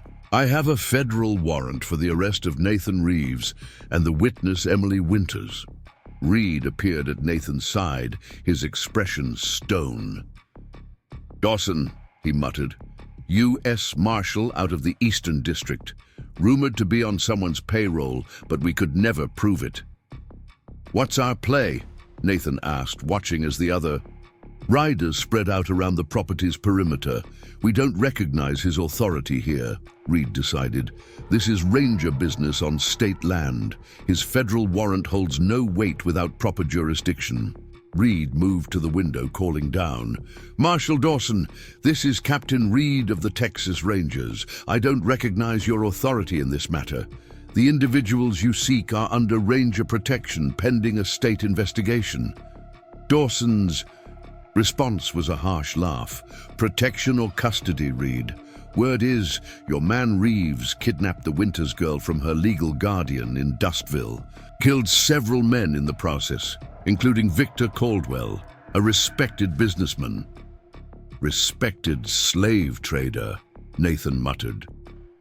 "Furthermore," Dawson continued, "I have reason to believe you're obstructing a federal investigation into corruption among the Rangers themselves. My orders are to bring in Reeves and the girl for questioning regarding these serious allegations."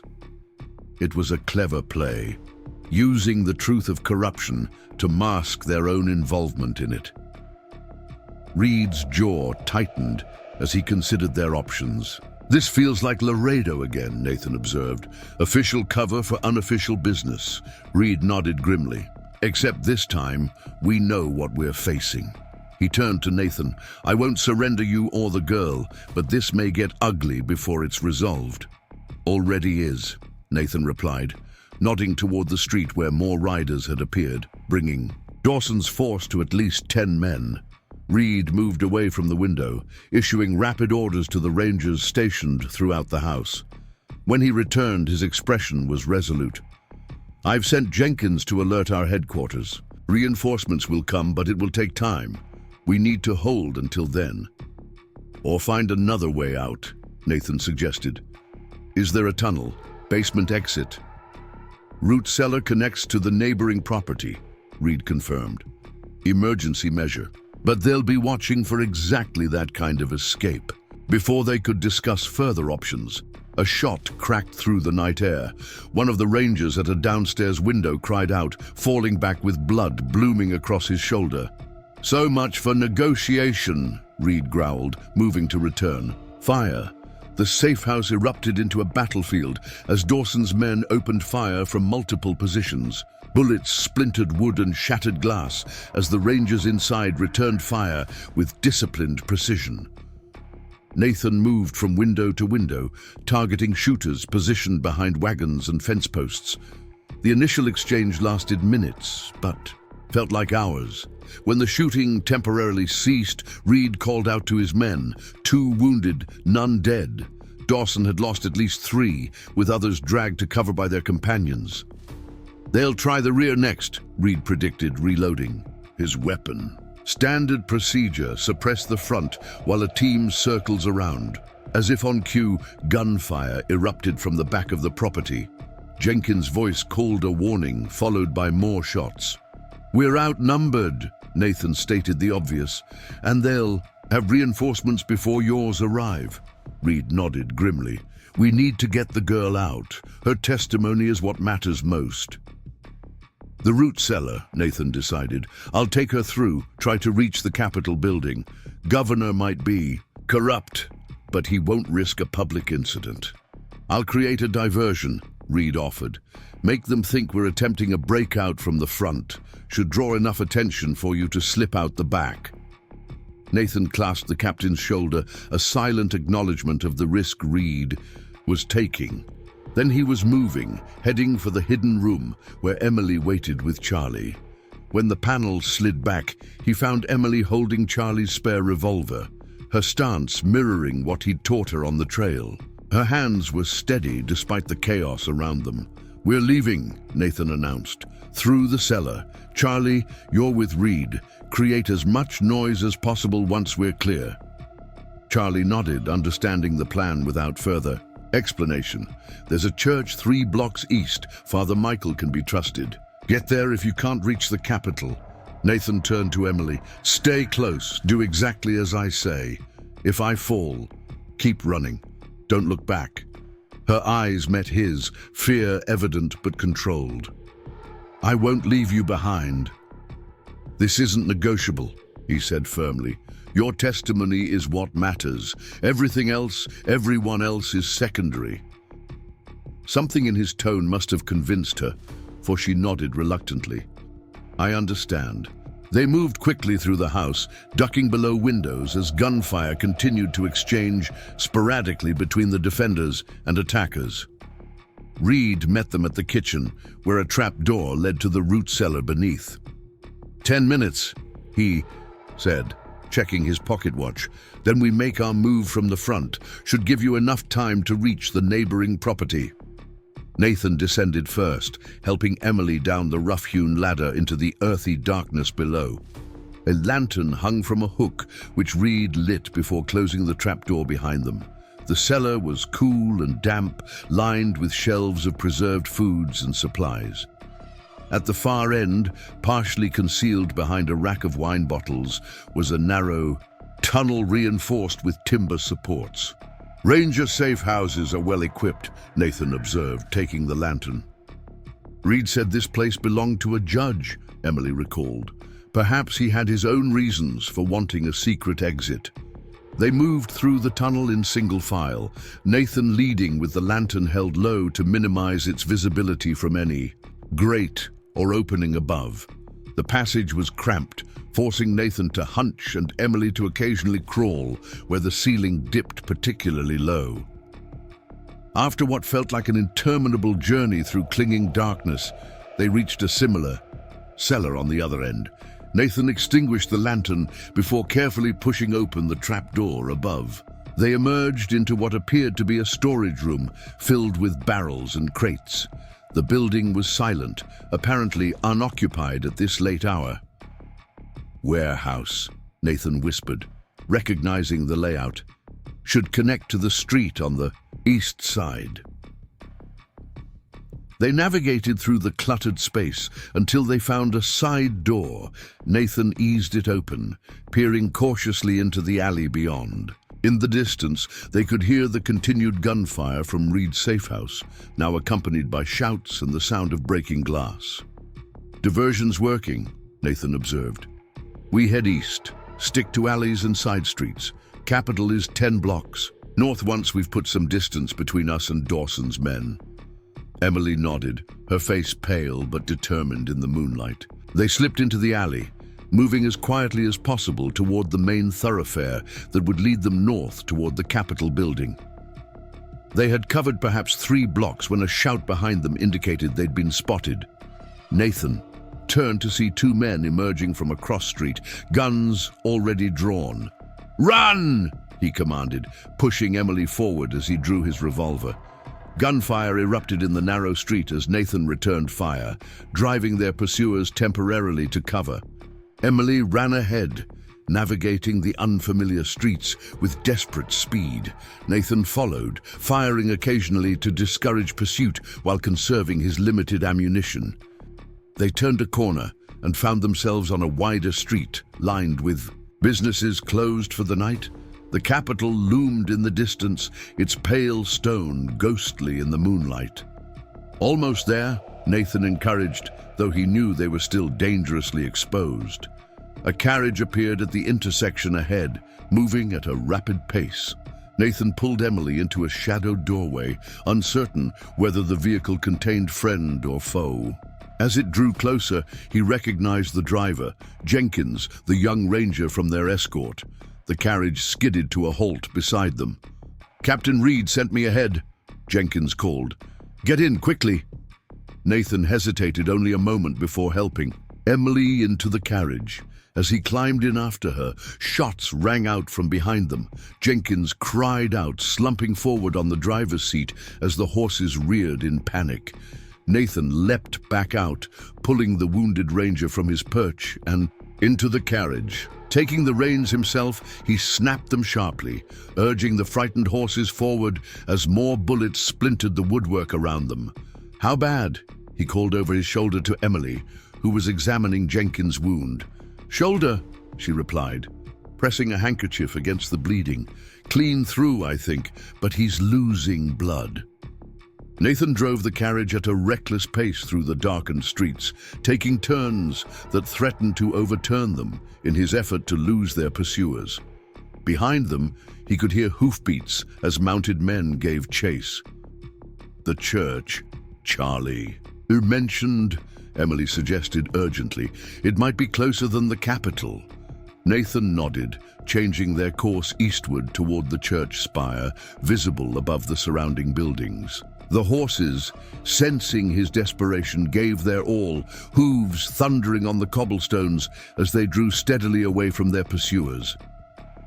St. Michael's Church stood on a small rise, its modest grounds enclosed by a low stone wall. Nathan drove the carriage through the open gate and around to the rear of the building, where he finally halted the exhausted horses. "Help me with Jenkins," he instructed Emily as he jumped down. Together they carried the semi-conscious ranger to the church's side door. Nathan pounded urgently, praying that Charlie's trust in the priest was well-founded. After what seemed an eternity, the door creaked open to reveal an elderly man in a nightshirt, holding a lantern high. His eyes widened at the sight of the bleeding ranger and the desperate pair supporting him. "Father Michael," Nathan asked quickly, "Charlie Thompson sent us. We need sanctuary." The priest hesitated only a moment before nodding. "Bring him inside quickly." They carried Jenkins into the church and through to a small room off the main sanctuary. Father Michael directed them to lay the wounded man on a narrow cot, then busied himself gathering medical supplies from a cabinet. "I served as a field medic during the war," he explained, examining Jenkins' wound with practiced hands. "This young man is fortunate. The bullet missed any vital areas." As the priest worked, Nathan positioned himself at the window, watching for any sign of pursuit. Emily sank onto a bench, exhaustion finally overtaking her as the immediate danger passed. "How did they find us so quickly?" she wondered aloud.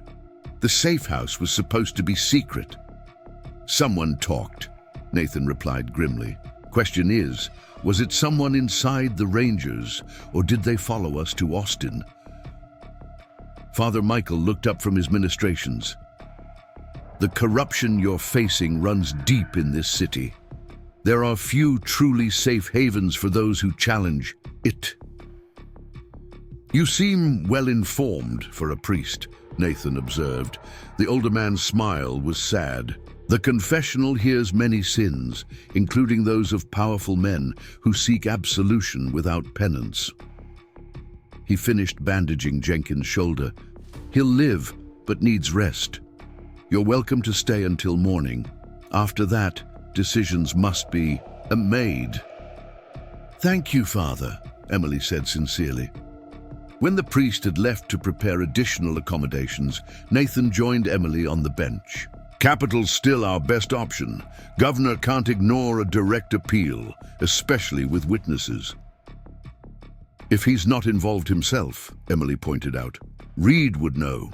Nathan glanced at Jenkins, who had fallen into a fevered sleep. But we can't wait for him to find us. Emily touched his arm. Nathan, what if we can't trust anyone? What if the entire system is compromised? It was a question he'd asked himself in the darkest moments after Laredo. The possibility that corruption might be so pervasive that no official channel remained uncorrupted had driven him to abandon his badge and his oath. Then we trust ourselves, he said finally, and we find another way. Morning arrived with pale light filtering through the church's stained glass, casting colorful patterns across the worn floorboards. Nathan, who had maintained a vigil through the night, stretched stiffly as Father Michael entered with a tray of coffee and simple breakfast.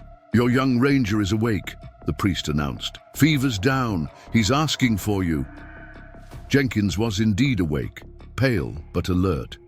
He struggled to sit up as Nathan and Emily entered the small room where he'd been treated. Captain Reed, he said, immediately. Is he? We don't know, Nathan admitted. There was no way to determine the outcome of the siege after we escaped. Jenkins nodded painfully. There's something you need to know about Marshal Dawson.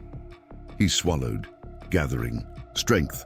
He's not acting on official orders. The warrant is forged. Reed suspected as much, had me verify with contacts in the federal courthouse before I came after you. This confirmed what Nathan had already suspected, meaning Dawson's working directly for whoever's behind the trafficking network. And they're desperate to stop Emily's testimony, Jenkins added, which means we must be close to something important. A commotion at the front of the church interrupted their conversation. Father Michael hurried in, his expression concerned. Texas Rangers at the door, a Captain Reed and several men. Relief washed over Jenkins' face, but Nathan remained cautious. How many?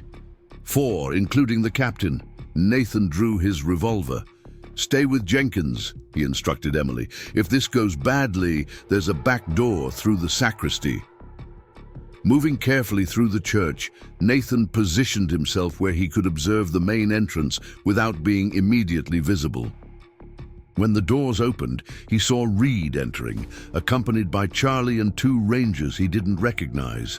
Reed's arm was in a makeshift sling, and all 4 men showed signs of the previous night's battle. Nathan, Reed called, apparently sensing his presence. It's over for now. Nathan stepped from the shadows, revolver still ready. Dawson? Dead, Reed confirmed, along with 5 of his men.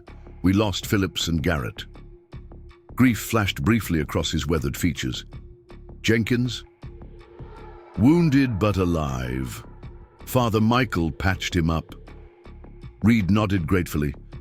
We need to move quickly. Dawson's death will accelerate their timeline. The girl's testimony needs to be recorded immediately, officially documented before they can silence her. Not at the safe house, Nathan stated firmly. No, Reed agreed. We're taking her directly to Judge Harmon at the federal courthouse. He's one of the few I'm certain isn't compromised. Emily appeared from the side room, having overheard. What about the ledger? Did your men recover it from Dustville? A grim smile touched Reed's lips.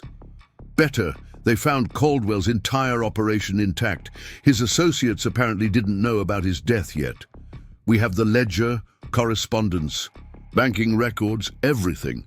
For the first time since Nathan had met her, genuine hope bloomed across Emily's face.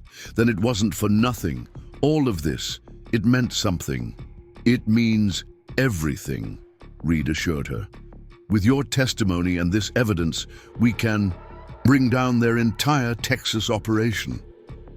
Within the hour, they had transported Emily to the federal courthouse, an imposing structure of limestone and purpose.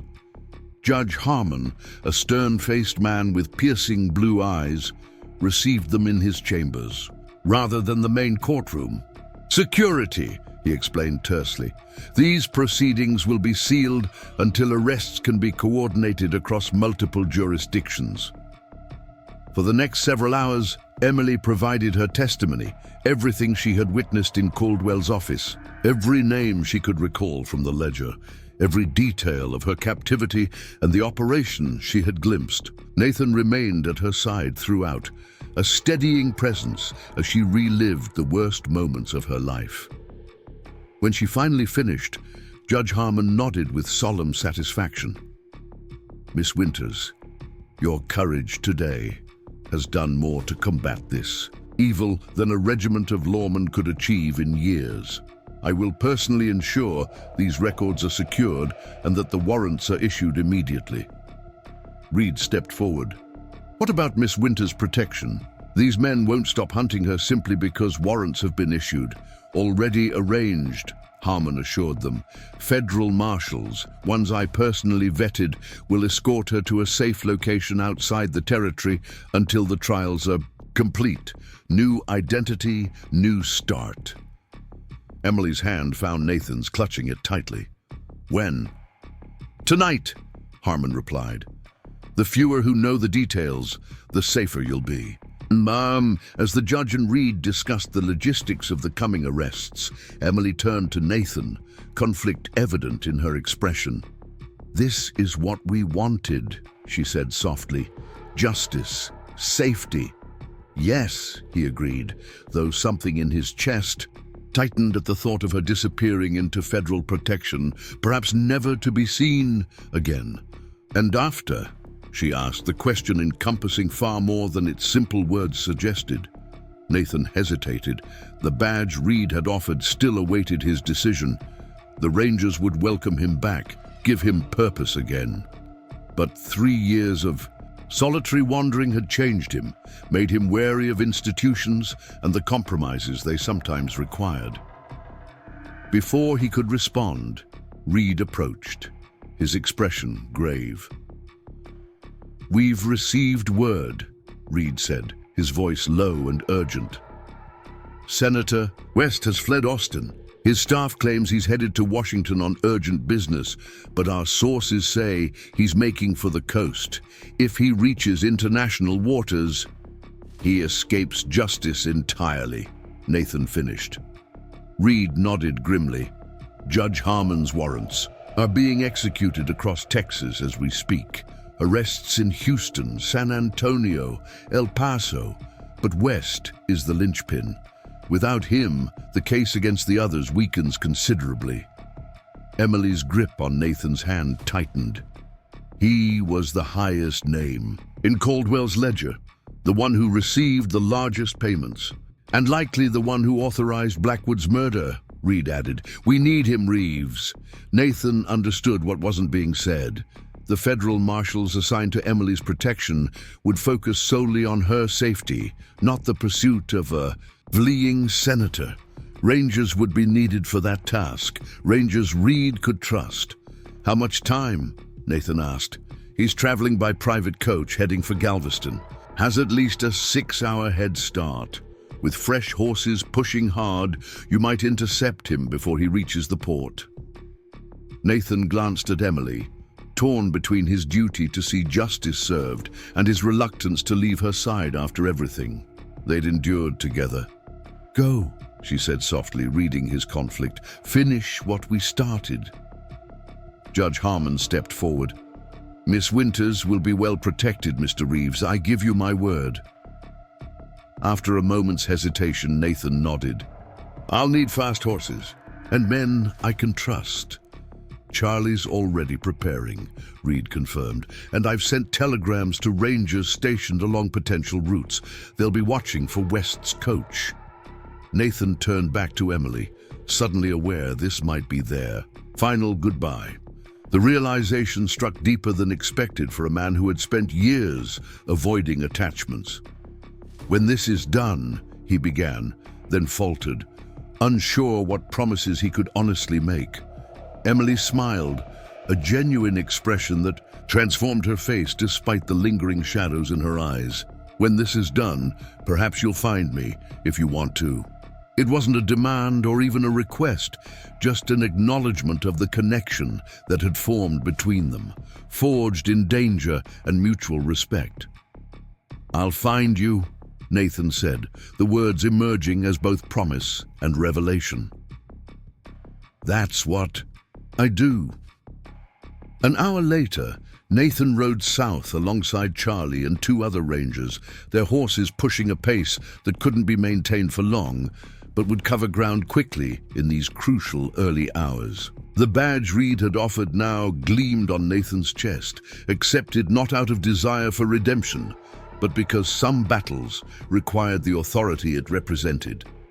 "Just like old times," Charlie commented as they thundered down the road toward Galveston. "You, me, and a desperate chase." Nathan allowed himself a grim smile. "Except this time, we know exactly who we're chasing." The pursuit lasted through the night and into the following day. Fresh horses at ranger stations along the route kept them moving when exhaustion threatened to slow their pace. Telegraph operators relayed sightings of West's distinctive coach, a black lacquered vehicle with silver trim drawn by 4 matched grey horses. By dusk of the second day, they had closed the gap significantly. According to the last telegraph, from a station 20 miles north of Galveston, West's coach had passed through just 2 hours ahead of them. "He'll be pushing for the harbor," Charlie reasoned as they paused briefly to water their horses. "Probably has a ship waiting." Nathan studied the map spread across his saddle. "There's a stretch of road through pine oak forest just ahead. Narrow, winding, good place for an interception." His years as a tracker served them well as he identified the optimal position to cut off West's escape. They rode hard for the forest, taking a shortcut across rough country that their lighter mounts could handle, but West's heavier coach would never attempt. The plan worked perfectly. They reached the narrow forest road well ahead of their quarry and established positions on both sides. When the black coach appeared around a bend, Charlie fired a warning shot into the air. "Texas Rangers, halt in the name of the law!" The coach accelerated instead, the driver whipping the exhausted horses mercilessly. Nathan had anticipated this reaction. He and the other rangers emerged from cover, blocking the road with their mounts spread across its width. Faced with this obstacle, the driver hauled on the reins, bringing the coach to a skidding halt that nearly toppled it. Before the dust had settled, Charlie and one ranger approached from behind, while Nathan and the fourth man covered the doors. "Senator Elias West," Nathan called. "You're under arrest for conspiracy, corruption, human trafficking, and the murder of Judge Howard Blackwood." The coach door remained firmly closed. Then a voice from within, cultured, commanding, accustomed to being obeyed, responded with surprising calm. "I have nothing to say to state lawmen. My business is federal. This detention is unlawful." "We have federal warrants signed by Judge Harmon," Nathan countered. "Step out, Senator. Don't make this worse than it already is." A tense silence followed. Then the coach door opened slowly to reveal a distinguished man in his 50s, silver-haired and impeccably dressed despite days of travel. His expression betrayed no fear, only cold calculation. "Captain Reed's pet project," West observed, his gaze lingering on Nathan's badge. "The ranger who couldn't be bought. I'd heard you'd abandoned your principles along with your badge, Reeves." "Lass, some principles don't require a badge." Nathan replied evenly. "Charlie, secure the prisoner." As Charlie moved forward with handcuffs, West's right hand darted inside his coat. Nathan reacted instantly, drawing and firing in one fluid motion. The bullet struck West's shoulder, spinning him against the coach. A derringer clattered to the ground, unfired. "That was foolish, Senator," Nathan commented as Charlie kicked the small pistol away and secured West's hands despite his pained protests. "A trial might have shown leniency to a man of your standing." "There won't be a trial," West spat, blood staining his expensive coat. "You have no idea who you're dealing with. My associates are being arrested across 3 territories as we speak," Nathan interrupted. "The ledger has been recovered. The girl has testified. Your network is finished, Senator." For the first time, genuine fear flickered across West's aristocratic features. "The ledger? Impossible. Caldwell assured me it was secure." "Caldwell is dead," Nathan informed him coldly. "And every name, every transaction, every girl sold like cattle. It's all documented and in Judge Harmon's possession." West sagged against the coach, the magnitude of his downfall finally registering. Charlie and the other rangers secured him in the coach, one ranger joining him inside, while the others mounted up to escort the vehicle back to Austin. As they began the return journey, Charlie rode alongside Nathan. "It's really over then?" Nathan considered the question, thinking of Emily's testimony, the evidence secured, the arrests being made across Texas. "This part is. There will be others like West.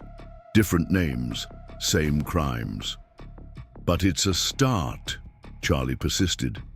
"A real chance to break the cycle." "Yes," Nathan acknowledged. "It's a start." The return to Austin took another full day, the coach moving slower than they had on horseback. Upon arrival, they delivered West directly to the federal courthouse, where Judge Harmon was waiting despite the late hour. The senator's wound had been tended during the journey, and though he remained pale from blood loss, he stood under his own power as he was led inside.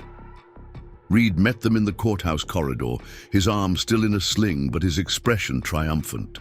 "Well done." West was the last major figure still at large. With him in custody, the case is nearly airtight. "Nearly?" Nathan questioned. "There are always loose ends," Reed admitted. "Men like West have contingencies, hidden resources, but the organization itself is crippled beyond recovery." Nathan nodded, satisfied with this assessment. "And Emily?" Reed's expression softened slightly. "Safe. The federal marshals departed yesterday. New identity, new location, all arranged as promised." Though he had expected this answer, Nathan felt a hollow sensation in his chest. They had succeeded in their mission, brought the guilty to justice, ensured Emily's safety, yet the victory felt incomplete without her presence. "She left something for you," Reed added, reaching into his coat to withdraw a small envelope. "Asked me to give it to you when you returned." Nathan accepted the envelope, recognizing Emily's handwriting on the outside. He tucked it into his shirt without opening it, not ready to read her final words in the crowded courthouse. "What now, Reeves?" Reed asked, studying him carefully. "That badge suits you, even after all this time. The Rangers could use a man with your skills, your integrity." The offer was genuine, an opportunity to reclaim the purpose he'd once found in upholding the law. For a moment, Nathan considered it seriously. The structure, the brotherhood, the chance to make a difference in a system he'd once abandoned as corrupt. "I appreciate the offer, Captain," he said finally, "but I think my path lies elsewhere." Reed didn't seem surprised. "The badge is yours to keep, regardless. You've earned it." He extended his hand. "Whatever road you choose, you've got my respect." Nathan shook the offered hand, recognizing the gesture for what it was. Not just acknowledgement of service rendered, but acceptance of his decision to forge his own way. Later that night, in the solitude of a hotel room paid for by the Rangers, Nathan finally opened Emily's envelope. Inside was a small note and something else: the silver and turquoise ring Josiah had given her in Serpent's Pass. The note was brief but clear. Nathan, when justice is done, look for a small town called Harmony Springs in the Colorado Territory. I hear they need a music teacher. The ring is for luck on your journey, as it was on mine. Emily. Nathan held the ring in his palm, feeling its weight, not just the physical heft of silver, but the symbolism it carried. Emily hadn't asked him to follow her, hadn't presumed upon whatever had grown between them during their shared ordeal.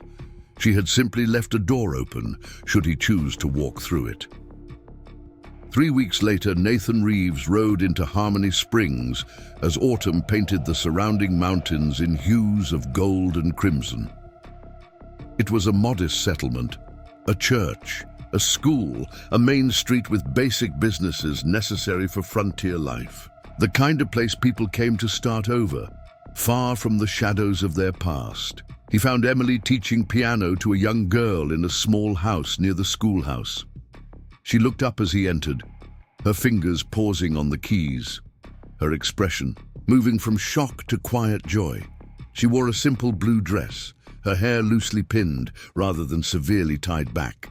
The bruises had faded entirely, and though shadows still lingered in her eyes, they no longer dominated her gaze. "You found me," she said simply. Nathan touched the brim of his hat, a half smile softening his weathered features. "That's what I do." The piano student glanced between them with a child's innocent curiosity before Emily gently dismissed her. When they were alone, Emily approached him slowly, as if afraid he might be an illusion. "Senator West?"